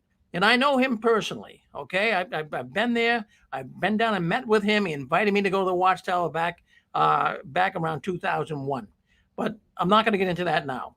Well, what I want to get into right now is he knows darn well that he was summoned into court in San Diego, California. He would not go in. It was costing it cost him $4 million when it was all said and done because he would not come in. They paid all kinds of fines. But he's telling us that you're going to hear all these rumors. Listen in. Just follow what he's saying. These people are lying through their teeth. Listen to him. They should be true. Historians say that it was Nero, the emperor, who set fire to the city. Today, rumors are occasionally being spread in electronic form about the faithful slave. This has caused some concern on the part of some brothers, especially when the reports are commenting on court cases where some in the organization... Wait a minute, Garrett. Wait a minute. Rumors about court cases? Well, you were involved in a court case in Southern California, Garrett. You did not show up. You cost your organization $4 million. You wouldn't go in. They wanted to talk to you. They wanted to talk to you about the secret sex abuse, child sex abuse database in Southern California. You drag your feet, you never went in. The organization was fined $4 million on that. So you can come on here today through this JW broadcasting and say that you're going to hear rumors. That wasn't a rumor. That was not a rumor. Just punch in. If you guys are listening out there, punch in Garrett Loesch. Garrett Loesch. That's GerritLoesch. Punch that in. Garrett Loesch, court case, Southern California. It'll come up. But he's telling you these are rumors. These aren't rumors. This is true. Listen in. Were accused. Sometimes reference is made to certain quotes, and readers then think, how can a quote be a rumor? A quote can be taken out of context. Critical reports often give only part of a matter and leave out other aspects. Well, you left out the Watchtower had to pay $4 million. I'm enough of this. This really boils my blood when you think about it. They can come on, they can put their pinky rings on, they can put their $500 suits on, they can come on with the JW broadcasting and look really great. Friends, they're not telling you the truth.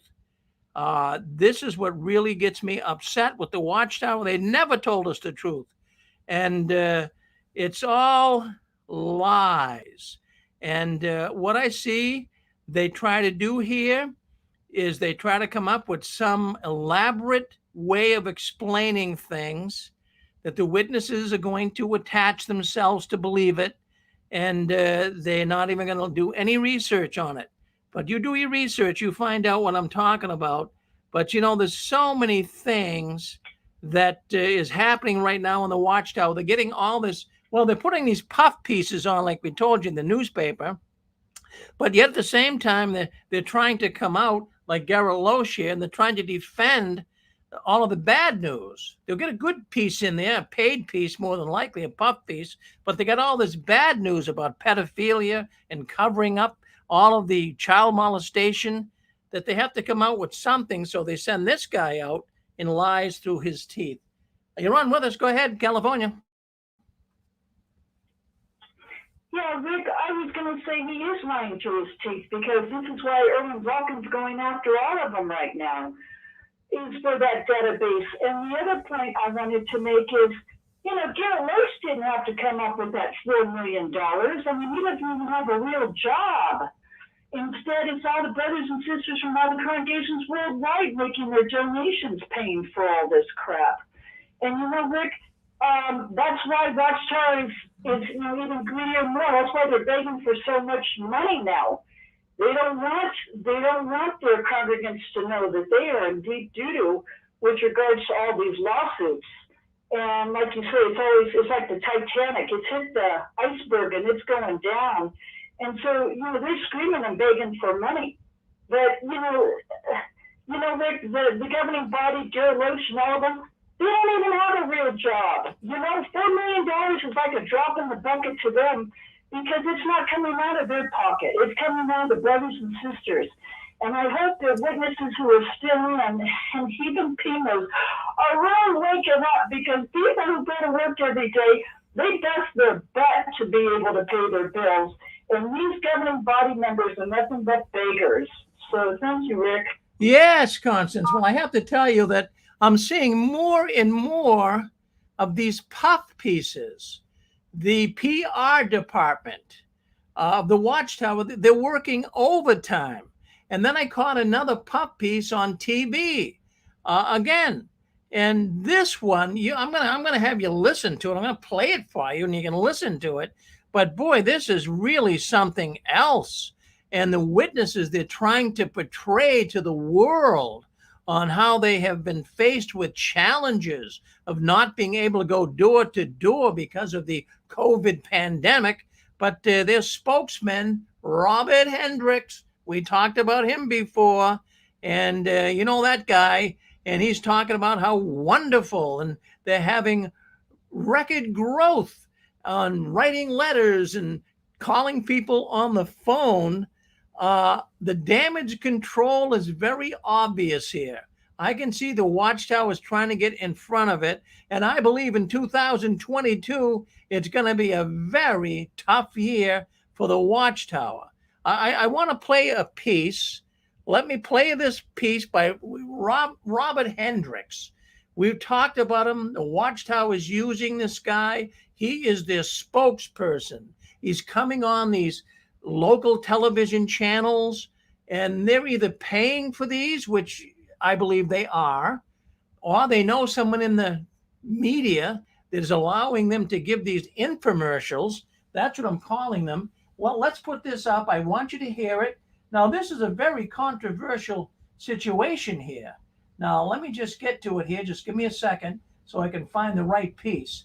And the reason why I say it's very controversial is because, listen to what the broadcaster says about George Floyd. And, it's on the Black Press America. Hello, and welcome to the National Newspaper Publishers Association's Fire. Hold on 1 second. I want to get this up so you guys can see it on Facebook. Very interesting. The Watchtower years ago would never do anything like this. Never, ever, ever. But they're doing it here. Let me bring it up so that you'll be able to hear it. This is the Black News. Let's bring it up right here. Share it with you. And let's listen in to hear what this man says. I know you'll find it interesting. Broadcast, the fireside chat of the Black Press of America. Before we get to our special guest today, just a news update for our viewers. The trial of Travis and Greg McMichael and William Rowdy Bryant is now in the hands of a jury in Glenn County, Georgia. This morning, prosecutors wrapped up closing arguments with a stern rebuttal by lead prosecutor Linda Dunikowski, who, while giving her close, looked at the jury and pointed at the defendants and demanded that you can't start something and then claim self-defense. And they started it, she said. The jury has now been deliberating for a little more than 3 hours. And if there's a verdict, the Black Press of America will be right there to bring it to you. Now it's time for children. Yes, the stream of tough topics for parents to explain can feel unending. Social unrest. Okay, just stop right here. I want you to hear this first little piece before Hendricks from the Watchtower comes on. This is the Black man. This is the Black News Network, and this man's coming on, but he's bringing up some subjects that are a little controversial. I'm really even surprised the Watchtower would go on. Generally, they don't go on, controversial programs or take sides. But they did appear on this program right here, and listen to what he has to say, and then he brings Hendricks on, but I wanted you to hear the beginning of it, so let's continue. Hate crimes, natural disasters, the pandemic. Many children and teens have struggled to process what they see at school, in their neighborhoods, and on the news. Today, we will see how one father has tackled the issues with his family and what happened in their town after the murder of George Floyd. Also, Jehovah's Witnesses, known globally for their door-to-door preaching activity, have embarked on a new campaign with a message that many might find at best far-fetched. Their new campaign declares that a better world is near. Well, before we welcome our special guest this morning or this afternoon, Kahari Clark and the U.S. spokesperson for Jehovah's Witnesses, Robert Hendricks, let's take a look at this special video. Yeah, you might not see it, but it shows witnesses. That it doesn't really say much here, so it kind of spin through it. But it's showing witnesses going door to door and how happy and smiling. I never saw witnesses smiling and happy like that going door to door. But this video portrays them, and the family goes door to door, and the lady's got a pretty dress on, the man's got a suit on. They got the little kids with them, and the little kids are, giving the watchtower out to the householder. Oh, they're showing the witnesses and families. Look, this is all propaganda. This looks so appeasing. This looks like, oh, I'd like to be part of that organization. They are masterful at putting these videos together and trying to get people to connect with them, not on the basis of biblical truth, not on the basis of joining a great organization that's going to do wonders for your family. They are getting you to connect with a cult that can control you the rest of your life from the cradle to the grave. So I'll just kind of wing through this, give you an idea what they are watching here. And showing a man, showing a witness putting his tie on, getting ready for service. There he goes. Polishing up their shoes, driving in their car out to the neighborhood, getting out, going door to door. Oh, they're happy, they're smiling. The family's going to the door with their children. Oh, how nice that looks. Here's the little girl trying to place magazines with the householder. This is really...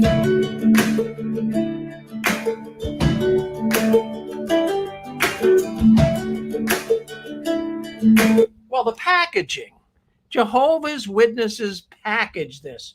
That's why I look at this. They got their people, it's showing them on this video. They're walking around the neighborhood. It's a very expensive neighborhood. Take a look at the houses in the background.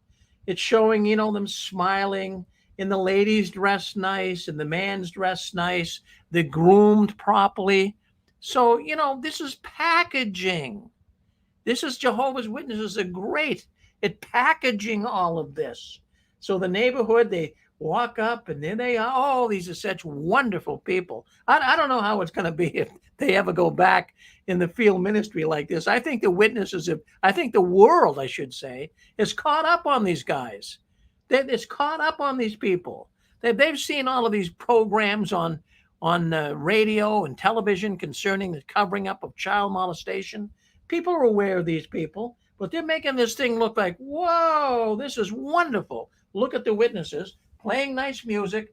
Let's continue on. So they're walking around the neighborhood, going up to the houses, witnessing to the people.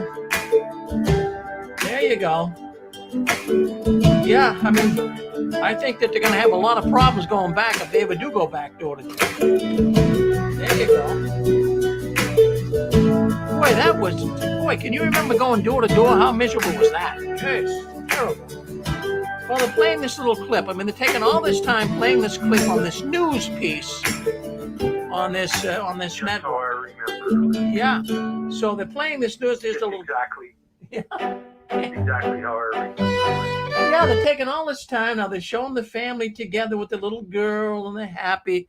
This is all. Oh, I'll tell you, these guys are great at propaganda. They're great at it. Okay, enough of that. I'm going to get rid of this, but we'll talk a little more about it. And stop sharing this. Okay.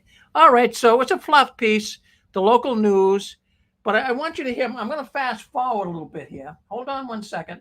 Let me get it back. I want you to hear this snake. Well, he's the worldwide.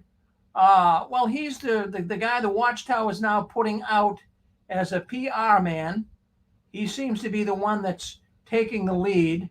So let's see if we can't get him to say a few things here. I think you'll find that interesting. All right, let me just trying to find the right preview here. Let's move forward with Robert Hendricks. All right, Robert Hendricks. I'm going to fast forward this. I want you to hear this guy. This guy's smooth. This guy's very, very smooth. Listen to some of the things he has to say. Here he comes now. Let's bring Hendricks on. Stopping in this afternoon and joining us. We're going to now segue to our superstar here. I'm calling him a superstar. Man, Stacy, before Kahari leaves, a superstar.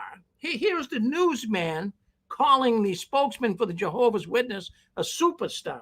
Do you think they got this for free? This is nothing more than an infomercial.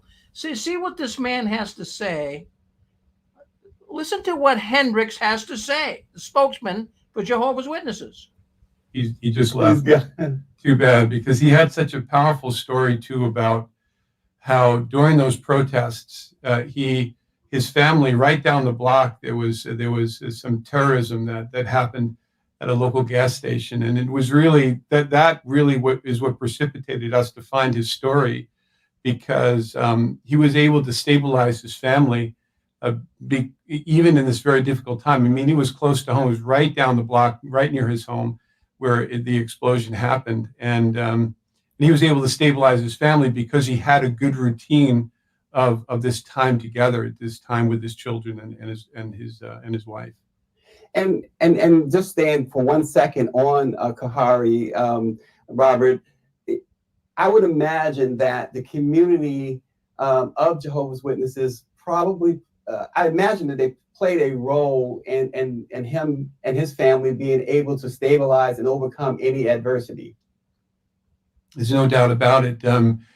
That's why we found him, because during these protests and during this very difficult time, we wondered what were families doing that were right in the middle of it. How are they staying neutral to the issues facing these different factions? How are they able to keep their courage? And yeah, you're listening to this. How is it that he's getting into politics here? Now, Jehovah's Witnesses are supposed to stay away from this, but he's kind of admitting with the protest they had up there in Minnesota with the George Floyd situation, what have you. Why is a Jehovah's Witness? You couldn't get involved in giving your opinion politically, or even coming anywhere near suggesting the protest and what have you. Here we have the spokesman for Jehovah's Witness coming in and saying how difficult it was for some of the witnesses and how they had to deal with this up in that area. That's something Jehovah's Witnesses would never talk about. Let's listen in. Keep peace in their household, in their neighborhood, and keep peace with their neighbors, and really the good routine that they have of spiritual discussions and sort of the daily debrief for the kids have really helped Kahari and many other families who have a practice of coming together on a weekly basis, at least weekly, to have that sacred. Yeah, so basically, I mean, I'm not going to, we'll cut this short here, but basically what Hendricks is saying is, the witnesses, they have it together. Other families don't, but the witnesses, they come together and they talk about these things and they can deal with it with their family, and they're able to cope with the problems the world is being faced with right now. So this piece goes on, my goodness gracious, it goes on for a good part of an hour here, I guess, at least 30 minutes. So how is it that a news station can have an infomercial like this? And how is it that they would let the witnesses come on and speak about all of their grandiose plans and how great they're doing, and dismiss entirely how many problems the Jehovah's Witnesses have caused in persons' lives? It's a paid piece. That's all I can say. I don't know what else to say about it. It's got to be a paid piece. But that's, hey, Rick? Yes. Yeah, a news person wouldn't pick up a story like this. I mean, it's boring. Our people were neutral. No, they want a damn fight. They want to know somebody got killed. They wouldn't pick up something like this and listen to some guy in his church say, well, actually, we have a great family relationship, and by God, we meet together, and by God, because of that, we kept peace between ourselves. I mean, Rick, it's so paid for, like you said. And I got to say this too, Rick. It's becoming a hell of a lot more expensive to be a witness. I did a post this week, and here's what it says: hope is not free. Leave your gift at the altar. Being poor is not an excuse. And then I said this. I said, how much can a Jehovah's Witness afford to pay for the hope of paradise tomorrow? And then I said, Jehovah accepts credit cards, land, insurance claims, 401k, direct deposits. Don't tell us you have nothing to give. Jehovah knows how much you have. It's getting paradise tomorrow is costing a lot of money, Rick, and it's because of stupid stuff like this they're spending their money on to keep people in. That's how desperate these guys are for control. Because anybody listening to that would change the channel immediately. That news station would be out of business. Oh, yeah, no. In fact, this is amazing to me that they would even put that piece on there. But it just shows me that they're very desperate. They are in damage control mode. 2022 is beginning to look like it's going to be a very tough year for the Watchtower. I don't even know if they're going to make it through. I really don't. They have got so much bad press. They have to come up with this so-called puff pieces to kind of counteract it. Yes. All right. Let's see what else is happening here. Yeah, Mr. Stern. Yes. Oh, yeah. I was just tuning in here, listening to some of the stuff on the Watchtower Society and politics. I just want to comment and so forth and everything like that. They were always telling their people up front not to get involved in politics, but behind the scenes, they were heavily involved in politics. They're heavily involved in trying to negotiate with various governments, including Hitler and so forth. Hitler and what's his name here? Rutherford, I guess. And they were always continually trying to negotiate, terms and so forth behind the backs of the membership of the Watchtower Society and so forth.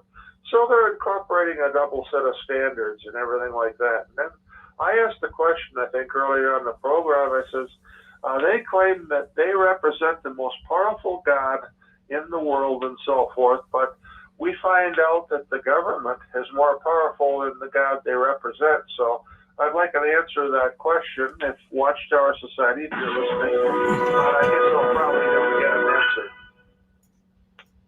If. Okay. Well, thank you, Ken. Thank you.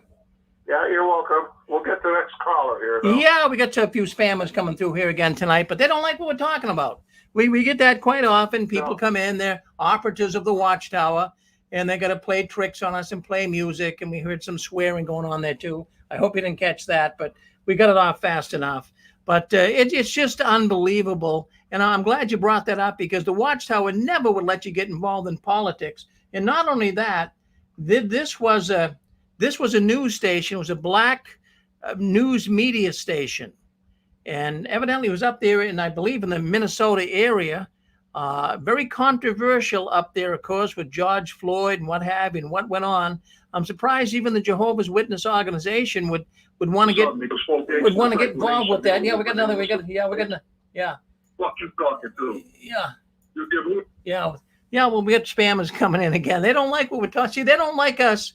They do not like us bringing out the real news about the Watchtower. So what they do is they have Bethelites. Yes, they do. This has happened. And these Bethelites come in and, half of them probably are half drunk, but they're coming in trying to destroy our program once again tonight. So they do it all the time. Yeah. There you go. There you go. So, yeah, see, they come in. They want to do this. These are drunken Bethelites, operatives of the Watchtower. They're, yeah. Hey, Rick, this is proof. They interrupt you. This is proof that they're trying to stop the show. Yeah. Well, we've had it happen before because we do it live. We're one of the only apostate YouTubers that do things live. So we will get that. And these are, we've got word before that these are nothing more than drunken Bethelites that are hanging around on a Saturday night that they've been ordered to. Yeah, there we go again. There you go. Yeah. Get in bed with me. There you go. All right.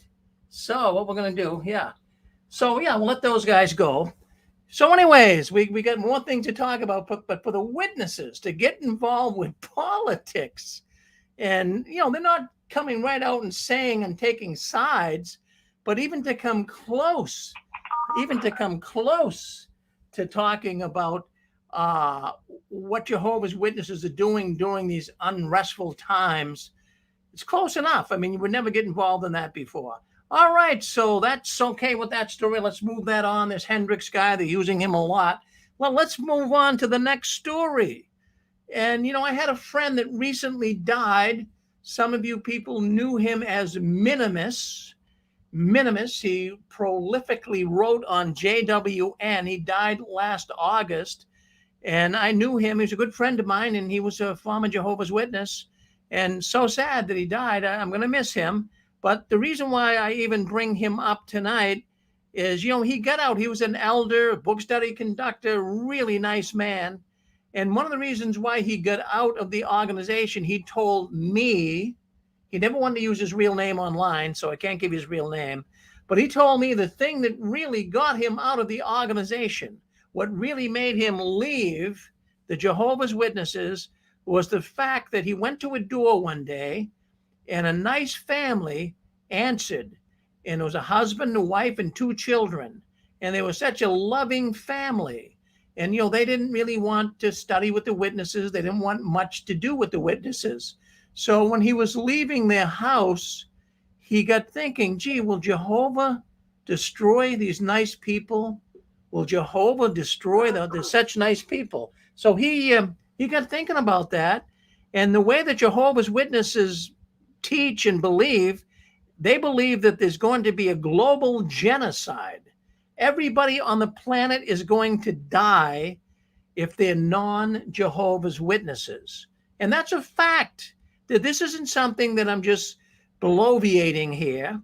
It's a fact. Jehovah's Witnesses truly believe they're the only ones that will receive God's favor, and they will not die during the great Armageddon battle. So, this is something that Jehovah's Witnesses never really stop and think about, because if they did, like my friend Minimus, it might move them to the exit door.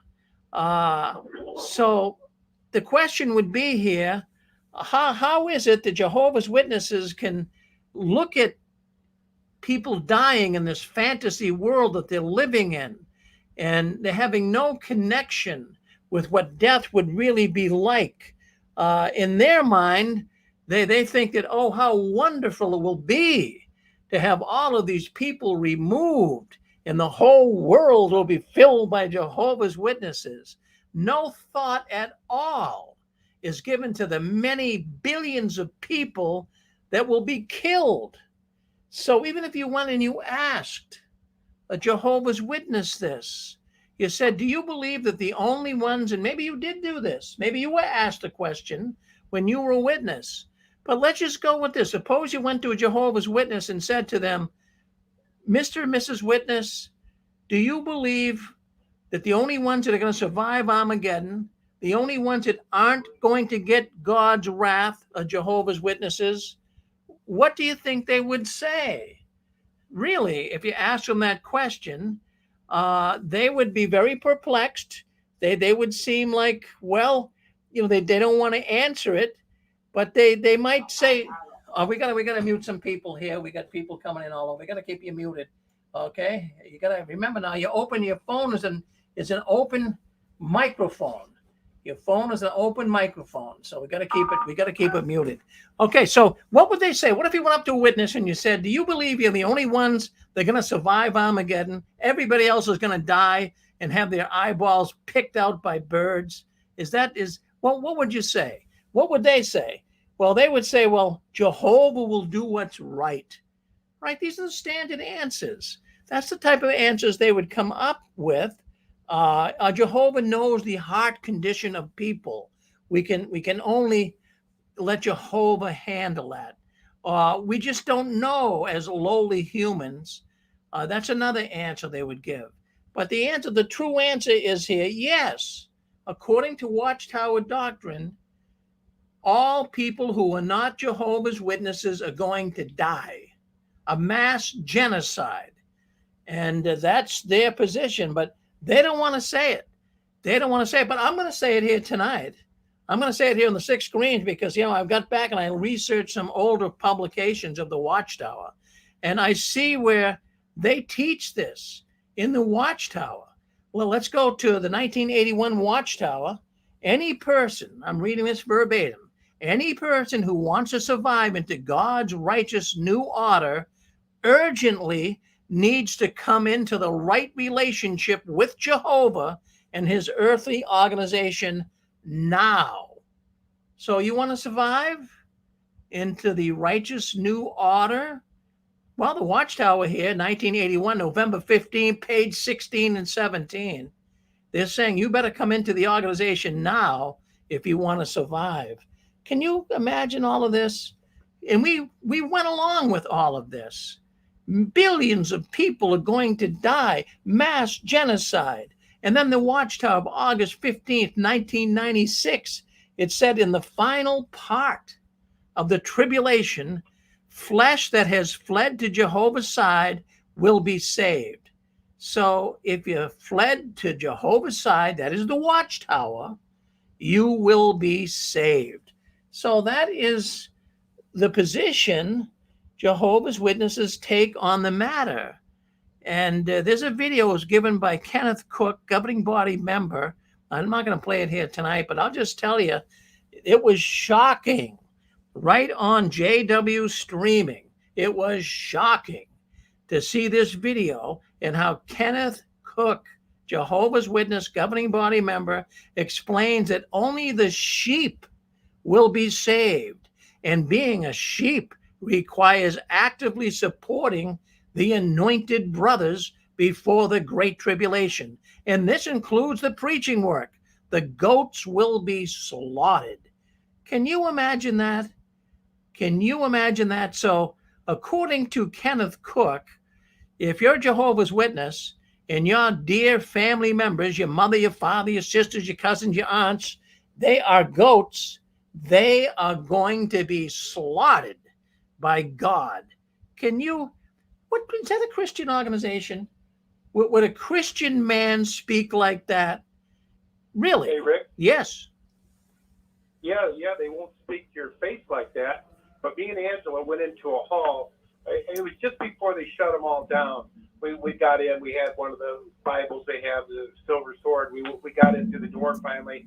The talk they gave, this is 2000 and whatever it is today, said Jehovah has already executed judgment on Babylon the Great, which means every religion outside the door of Kingdom Hall are dead men walking. That's what the guy preaching. He was like, aren't you glad? Aren't you glad all of Babylon the Great will be gone? All Christians, everybody wiped out, genocide. That's not the wrong word, Rick. That is the right word. They won't say it to your face, but it's genocide. And what we were told when we were in was only those who call on the name of Jehovah will be saved. And how will they call on him unless you go out and talk to them? So there's a death sentence. According to witnesses, if they're honest, and I had a call with a lady on the phone not too long ago, and she lied her ass off. She says, oh, no, we're not like that. We're not like that. Bull crap, you're not like that. I lived through it. I said you were dead. I used to walk away from your door and say, you're dead. I'm going to get your house when you're gone. I mean, we had a whole group of people. We'd say, well, you didn't accept what Jehovah said. You're dead. These are Jehovah's words. I mean, so we preach genocide, and we're glad.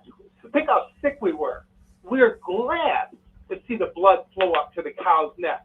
All these heads being cut off by Jesus. In fact, the Watchtower that they had all the brothers standing out there in their suit and tie, standing while Jesus was flying in on a horse with a sword in his hand, whacking people. That was their Watchtower. Genocide, Rick. Those words are the right words to use. Thank you. Well, I appreciate your comments. All right, California, you're on with us. Well said, Dan. Hey, I just want to say to all the people that are witnesses, that have family members that are not witnesses or left or what have you, is it okay with you that they all die at Armageddon? that they're all slaughtered and they're gone. Is that okay with everybody? You know, that are witnesses. That's my statement. Well, it's a good statement, Jeff. It's a darn good statement. I go with you with that. Okay, I guess we've got, that's it. Okay, California, come on back in. I think it's Constance. Yeah, Rick, you know, it's hard to believe that for those of us who were in this organization, that we believed all that nonsense. You know, when I listen to it now, it reminds me of like Adolf Hitler, you know, taking the 7 million Jews right into the concentration camps and throwing them in the ovens, or, you know, killing them however he did it, through the ovens was one way. But, you know, there's nothing about love in that organization, Rick. You know, when you step away from it and you listen to this nonsense, you know, you realize how demonic this organization is, because, you know, the Almighty Creator is all about love, and He loves each and every one of us. And this organization, He loves each and every one of us unconditionally. And this organization is all about pure evil. And, you know, Rick, I remember at the end when I was like just done with the organization, the thing that just did it for me is I remember sitting there in the hall, and I remember the comment was made, I don't know if it was in the Watchtower, I think it was. This was in the early 80s.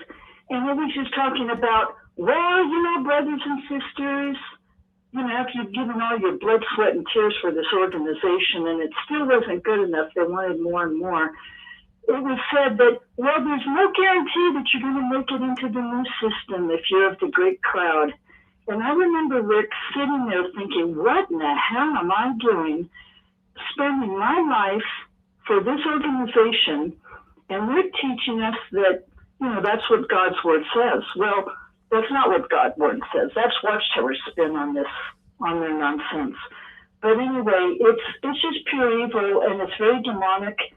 And if people listen to this and they're in this organization long enough, you know, they're going to end up in the cuckoo house for sure, Rick.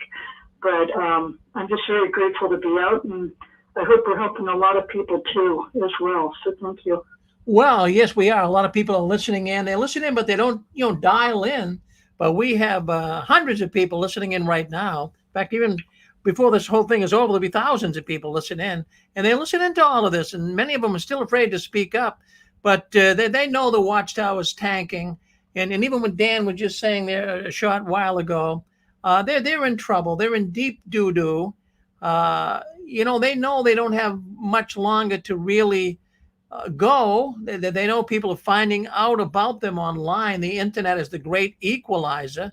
But, you know, I wanted to say with all these puff pieces and the newspaper articles that we read here tonight, and we had that news piece out of Minnesota come on, and we have every one of the Jehovah's Witness governing body. They're trying to really hold themselves at bay here. They're trying to make it possible so that people won't find out really what's going on. So they have to keep coming on JW broadcasting, they're live streaming and lying. And I got one tape right here I want to play for you. This is a JW broadcasting clip. This is Stephen Lett, crazy man Stephen Lett. I want to bring this on. I want you to hear it. And consequently, what he is saying here is a bald-faced lie. I'm going to mute some people here. We got you gotta stay muted until I ask you to unmute, because it's very difficult trying to do all of this at the same time. But let me bring Stephen Lett on here. I want you to hear him, because he's lying. Gerald Loesch, we just saw earlier, lying. And what the governing body's doing, they know darn well the witnesses are hearing all of this stuff about pedophilia and all of the corruptness that goes on in the organization. They're trying to get you to believe this isn't really happening. They're calling the media liars of Satan and agents of Satan. But let me just do this. Let me go to I want you to hear the Stephen Lett. Unbelievable what he had to say. It's a big bald-faced lie. Let's bring him on right now so you can hear him. Let me get it. Let me make him big screen. And let's listen to what Stephen Lett has to say. Bald-faced lie. A piece. Another way we can contribute to the oneness, rejecting false stories that are designed to separate us from Jehovah's organization. As an example, think about the apostate-driven lies and dishonesties that Jehovah's organization is permissive toward pedophiles. I mean, that is ridiculous, isn't it? If anybody takes action against someone who would threaten our young ones and takes action to protect our young ones, it's Jehovah's organization. How can that man come on as a so-called Christian, look right into the camera and tell you that these are lies, what's being said about them, with the Jehovah's Witnesses covering up pedophilia? Yes. I'm not sure, but wasn't Stephen Lett the one that a brother who had been close friends with him before he was a governing body wrote him a letter saying that his little tiny daughter, I think she was like 5, had been horribly molested more than once by a trusted elder in the congregation, and he had gone over and over to the elders begging them for help, and they basically said there's nothing you can do because the guy was denying it, and they basically told this poor brother to shut his mouth, don't talk about it. So in desperation, he wrote to Stephen Lett. Now, I'm not sure if it was Lett, but I think it was. And I heard this, and all this poor brother got for his 5-page letter to Lett, you know, pouring out his heart, how devastated he was that his poor daughter had been molested more than once, attacked by this known pedophile, and the brothers kept saying, well, he says it didn't happen, so there's nothing you can do about it, leave it in Jehovah's hands. He pours his heart out to Stephen Lett, and all he got back was, well, I'm sorry that you guys are going through such a hard time, but it's really encouraging to see that you're remaining faithful to Jehovah. That basically was Stephen Lett's response, if I am correct in that it was this governing body member. Anyway, this was brought out by Kim and Mikey on their YouTube channel. This brother, after he got this response from Stephen Lett, again, they had been good friends before he became an elder, and he was so devastated, he shared the entire thing with Kim and Mike, and they're the ones that brought it out. So thank you, because these guys are the worst kind of hypocrites. Anybody whose policy is to protect pedophiles and to threaten the victims and to threaten the parents of the little victims pleading for help, and then they come on and publicly say that all of this that's coming out about all of these protecting of the pedophiles and the hidden files that they will not release of the pedophiles and threatening the victims, that it's all apostate-driven lies, that they're permissive towards pedophiles. Now, this is ridiculous. Why, if anyone looks after these little ones, it's Jehovah's organization. How could that man stand there and say that when behind closed doors he had written to his friend, gee, sorry your daughter's being molested, but glad to see you're remaining faithful. Thank you, Rick. Well, we had that woman on. We had the girl that was molested, and she was on our program. This is probably 2 years ago now, but she came on. She spread all the information about Stephen Lett, how he really was a friend of the families, and got this letter. But we had the girl on the program that actually was the one being molested. So that was a couple of years ago. So, you know, we have people come on here and they tell their story. And, you know, when we bring it out, people don't believe it. But we had right from the horse's mouth, and she doesn't have too much respect for Stephen Lett. Let me go back. Let me go back. I want you to hear this. Only a 40-second tape, but I want you to hear him again. This is Stephen Lett, who Anne-Marie just talked about, was notified of pedophilia. I mean, the whole world knows right now. The whole world knows the problems Jehovah's Witnesses are having with covering up child sex abuse. We have a governing body member that can come on, look at the camera, lie in your face, listen to what he has to say. A piece. Another way we can contribute to the oneness, rejecting false stories that are designed to separate us from Jehovah's organization. As an example, think about the apostate-driven lies and dishonesties that Jehovah's organization is permissive toward pedophiles. I mean, that is ridiculous, isn't it? If anybody takes action against someone who would threaten our young ones and takes action to protect our young ones, it's Jehovah's organization. We reject outright such lies. Another example, not falling into the trap of fear of man. There you go. I'll tell you what. You know, these guys are making themselves look like a bunch of idiots. They've had pedophiles, governing body members involved in pedophilia. Leo K. Greenlees. He was a known pedophile. He raped a good friend of mine, Mark Paulo. Also known as a pedophile was Edward C. Chitty. All right? They both resigned and they were swept under the rug. Really? Then think about this. And there's a couple others I'm not going to mention. There's one other that I know too, but I don't have evidence of it, so I can't really bring it up here tonight. But, since the governing body has been showing themselves on these JW broadcasting live streaming segments, they are really tarnishing the integrity of their religion. I mean, people for decades didn't know who the governing body were, you couldn't even name them. Never mind, you couldn't see them. You didn't even know who they were. And they were respected. And now that people can see them coming on and saying that's Jehovah's channel, that these are supposedly the people that have Jehovah working with them, well, this is in a way causing dissent in the Jehovah's Witness religion. I mean, really, it was best when they were hidden. It was best when they were behind the scenes. They're scaring people. They really are. They're scaring people. And I think it's out of desperation. I think they're doing everything. I like the last in The Wizard of Oz. Yes, Pixie. That's a good example. But they should stay behind the curtain. These guys do not have the personality. They don't have the looks. They're not even good con men. They're not. They're lousy. They're lousy con men. They can't even, I mean, remember that Stephen Lett piece that I just put on? Come on. So it's out of desperation. It seems like they're doing everything that's necessary to keep this organization alive.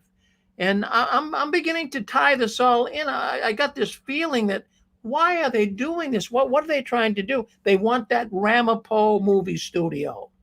They want this big video. So that's their last hope. Without that, they're cooked. Hey, Rick, yes. That Tony Morris, take a look at him, anybody, and tell me if he's anointed. Well, that speaks for itself, doesn't it, Jeff? I mean, he's got so many black marks against him. Yes, sir. That, an anointed one should be squeaky clean. If a person is supposedly anointed by Jehovah God, and there's only a select few of them, these men have got to be squeaky clean. They've got to come on. Not in a liquor store Sunday morning buying almost $1,000 worth of liquor. Yeah, that would be one place to start thinking about a little tarnishment on the image. That's a good place to start with. But they should. When he got in the liquor store, if he'd added a 12-step program to the witness doctrines, he could have really had something fine there. And the funny thing, last week, Elaine had a show, and she pointed out that Lett had a Christmas tie on. Isn't that something? I didn't see that. Yeah, Pixie. So if we're anointed, can we wear the Christmas outfit? It really confused me. Yeah. I thought it was really fun. Well, they were able to come on. Yes, Constance.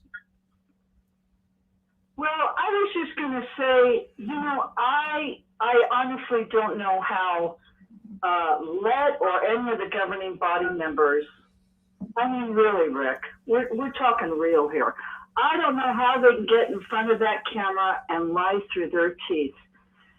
I can tell you this, you know, I am friends with Candace Conti and her mom. I can't reveal what the mom said, but if you go online and, you know, you read the transcripts, it'll curl your toes. I mean, you will be absolutely shocked about who this organization really is. You know, the mom might even be listening tonight. So, you know, I really love her, and I'm keeping it all really quiet. But see, this is the thing about Watchtower, Rick. It's like a tsunami of all these lawsuits that are hitting them. I mean, all around the world. And when I say they, I'm talking about the governing body members, they think that they have this facade that they can come on JW.org broadcasting and they can say their little spiel and everybody's going to believe them. But the reality is, Rick, with regards to this, is that when there is a lawsuit, and there's plenty of them coming down the pike and in the past and present and future, what happens is Watchtower says, well, there's a gag order. You know, you can't say anything with regards to this case. So Watchtower wants to keep it absolutely quiet, like just shut up and don't let the world or anybody else know about that. We just lost this lawsuit, okay? Candace Conti's case was $28 million. She didn't get $28 million. But she blew the socks off Watchtower, and it was the first sexual abuse case against Watchtower, Rick. I mean, the courage. I even said to her, Rick, when I met her, maybe about 6 weeks ago, I said, you know, Candace, I said, I really have a tremendous respect and admiration for you. And had I ever had a daughter, I wish I had a daughter like you, because you really stood up for, you know, being authentic and being absolutely real for the sexual abuse that was done to you. I mean, that takes a tremendous amount of courage. And Watchtower, they're going to lie through their teeth like crazy because they want to just put on this big facade that, oh, we are such a wonderful, squeaky, clean, theocratic, Jehovah-driven organization when they're not. They're from the father of the lie, Satan and the devil. So that's what it is. People have to just really and truly see what this organization is about. I'm telling you firsthand. I'm telling you absolutely firsthand. It was a real honor I'm not on here boasting about myself. This is not about me. It was a real honor to meet Candace Conti and her mom. They don't live far from me.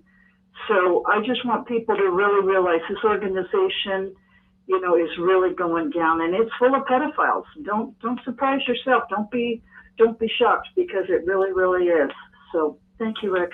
Well, thank you, Constance. And, you know, there's people listening in, and even if they're active Jehovah's Witnesses, and if they're listening into this program, they're saying, well, there's Rick and Constance and others. They're saying all of these pedophiles are in the organization, they're being covered up. And then we play a clip from Stephen Lett, governing body member, and he says, well, you know, these are all rumors made up. Now, what would you do? If you're a witness, you hear the two sides of the story. You hear our side, and then you hear their side. Wouldn't you want to do some research? So if you're a witness, you know, you're saying, well, geez, Rick's saying one thing and Stephen Lett's saying another. Why don't you check it out? You have, Google it in. Google it in. Shut it. Yes. This is Sharon. Yes, Sharon. Conti versus Watchtower Bible in California. What is that search exactly?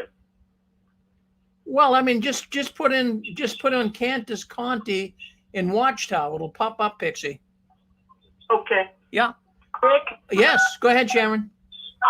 I just wanted to say they got Let on one hand saying that they don't do that, and then they got Jeffrey Jackson going to the Australian Royal Commission admitting it. So what are these JWs thinking? One is saying one thing, the other saying the other thing. A little bit confusing, isn't it? Well, yeah, what would a rational person do? If you hear two things, so suppose you're a judge and you hear two things, the one person gets up, says this, the other person says that, two different stories. What are you going to do? You're going to examine it. You're going to see who's telling the truth. So that's what we're saying for witnesses to do. Check it out. We're not lying, you know. Thank you, Sharon. Thank you. Always good to hear from you. I like that New York accent. Hey, Rick. Yes. Rick. Yeah, This is under the radar. Yes. I had spoken to someone in the congregation just as I was leaving, and I mentioned, the Royal Commission and all that. They said it was fake news.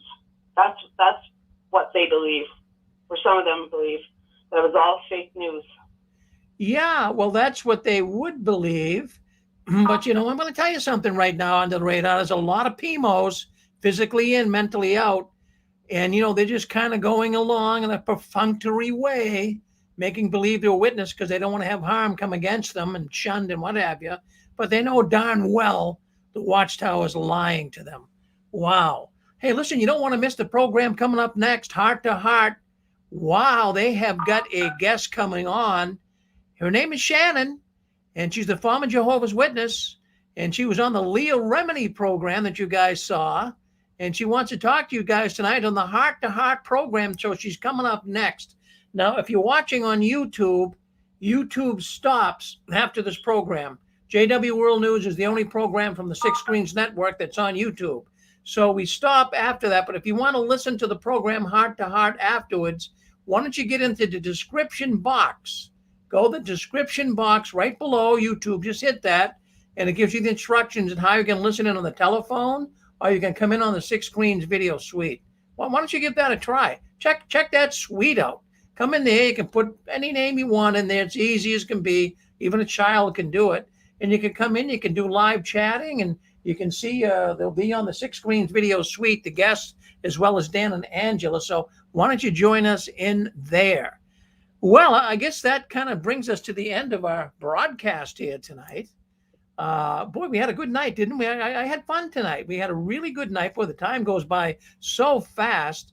But, I want to let everyone know that why don't you do this? If you really like the Six Screens programs, I don't want you to send any money here. People send money here to the Six Screens, but don't do it. I'm telling you, not that I don't appreciate it, but I don't want the money. I'm not doing this for money, folks. I'm doing this. I don't think that one should be paid to get you out of the Watchtower. I'm doing it because I want to help you. And I'm doing it because people help me to get out. So that's what you do. You pass this along. So don't send any money. If you really want to help the Six Screens, well, what you do is this. Subscribe to our YouTube channel. Like us on Facebook. Become my friend on Facebook. And share some of the Facebook posts that we put up. And share YouTube and subscribe to it and like it. And that'll be good enough for me, because the more people, see, the more subscribers that you have on YouTube, it gives you positioning so that more people will be able to see it. And that's what we want to do, don't we? We want more witnesses to see this and stumble across it. And they can listen into our program and see all of these people are calling from all over the world. And they can see this, not just me sitting here and making things up and bloviating all night long. We have people from all over the world that call in and voice their concerns. So like us on YouTube, subscribe on YouTube. And we have no Sunday program tomorrow. Sunday, we usually do a spiritual program, but it's every other Sunday. And the other thing you could do is join our Six Screens Facebook group. Do that. I think you'll find it very, very fascinating. But, I'm really pleased to be able to come to you every Saturday night. And I thank God that I've been able to come for 16 years. I'm not bragging, not patting myself on the back. But I have to tell you something. This is very, very important to me. And very important to my wife, Susan, as well. Even though she can't come on, she's in the middle of a jaw operation. But I want you to know something. This is very important to me, and I've never missed a Saturday night in 16 years. We are here because you are here. You're sitting out there. There's people listening to this program tonight. So some of them are being shunned. They're in a room by themselves, and they're listening in. This is the only contact they have with people who have left the Watchtower. Yes, go ahead. Oh, I'm sorry. I just came on. Go ahead. Well, go ahead. Did you want to say something? Go ahead. No. I'm just listening in. All right, you can listen in. We got some more programming coming in. So are you on the telephone line? Rick? Yes, Dan. Yeah, that's our next guest. And we had our guest tonight. One of our guests canceled. the Leah Remney lady, she got sick. So this is a mystery guest, and she's got a great story to tell us. So she's ready to go whenever you're ready, Rick. All righty, very good. So we're going to go to that in 1 minute. And I just want to say, Hey, Rick. yes. Hey, Rick, it says a lot about you. You're not asking for money. I mean, you're here with your heart and soul, and this is what I want people to know, and I hope they hear this message. Well, thank you, Jeff. Thank you. This is right. Because if you put money into it, if I have to look at my audience as money, it doesn't work. I look at my audience as people that have a desire to want to learn about the Watchtower. Many of them don't have any money, and I would never put them in that position. I want to share with them what others have shared with me and helped me out of one of the most destructive organizations in the world. Thank you, Jeff, for saying that. Absolutely. Knowledge should be free. Yes, thank you. That's all I got to say. Thank you. All righty. Well, now you guys are right up to date on what's going on behind the curtains of the Watchtower. So I want to say this, keep standing tall. And don't you ever give in, up or out. And the last one, leaving the Watchtower, please turn off the new light. Heart to Heart next. Thank you very much for being with us. We're going to end YouTube and Facebook. All right.